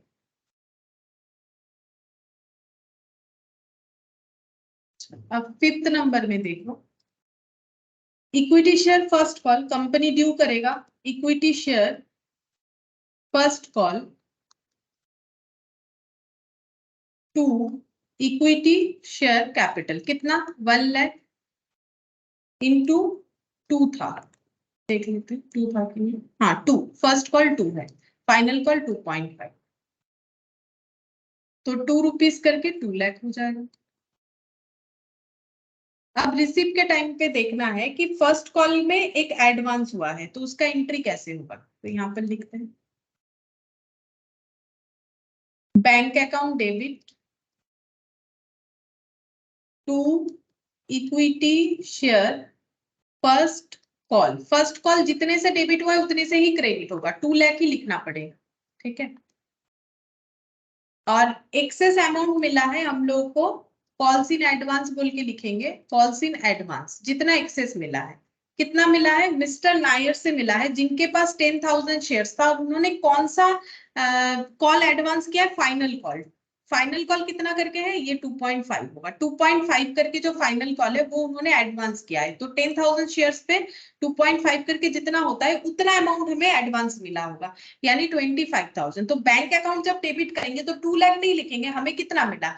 2,25,000। 2 lakh जो मिलना ही चाहिए था, 25,000 हमें एडवांस मिला, ठीक है। अब नेक्स्ट लिखेंगे फाइनल, फर्स्ट कॉल हो गया फाइनल कॉल। फाइनल कॉल का ड्यू एंट्री, तो equity share final call account debit to equity share capital, तो कितना होगा? जितना शेयर मतलब अलॉटेड है, कंपनी तो सोचेगी उतने पे ही मुझे पैसा मिलेगा। देखते हैं क्या होता है। 2,50,000 कंपनी का ड्यू एंट्री। अब कंपनी जब रिसीव करेगी तो क्या एंट्री करेगी? बैंक अकाउंट डेबिट, पैसा मिलेगा किस चीज का? फाइनल कॉल का, तो कंपनी ये लिखेगी to equity share final call. और जैसे मैंने बोला, जितने से डेबिट होता है उतने से ही क्रेडिट कर दो, कभी गलत नहीं होगा, ठीक है। उतने से ही क्रेडिट कर दिया। अब यहाँ पर क्या होगा?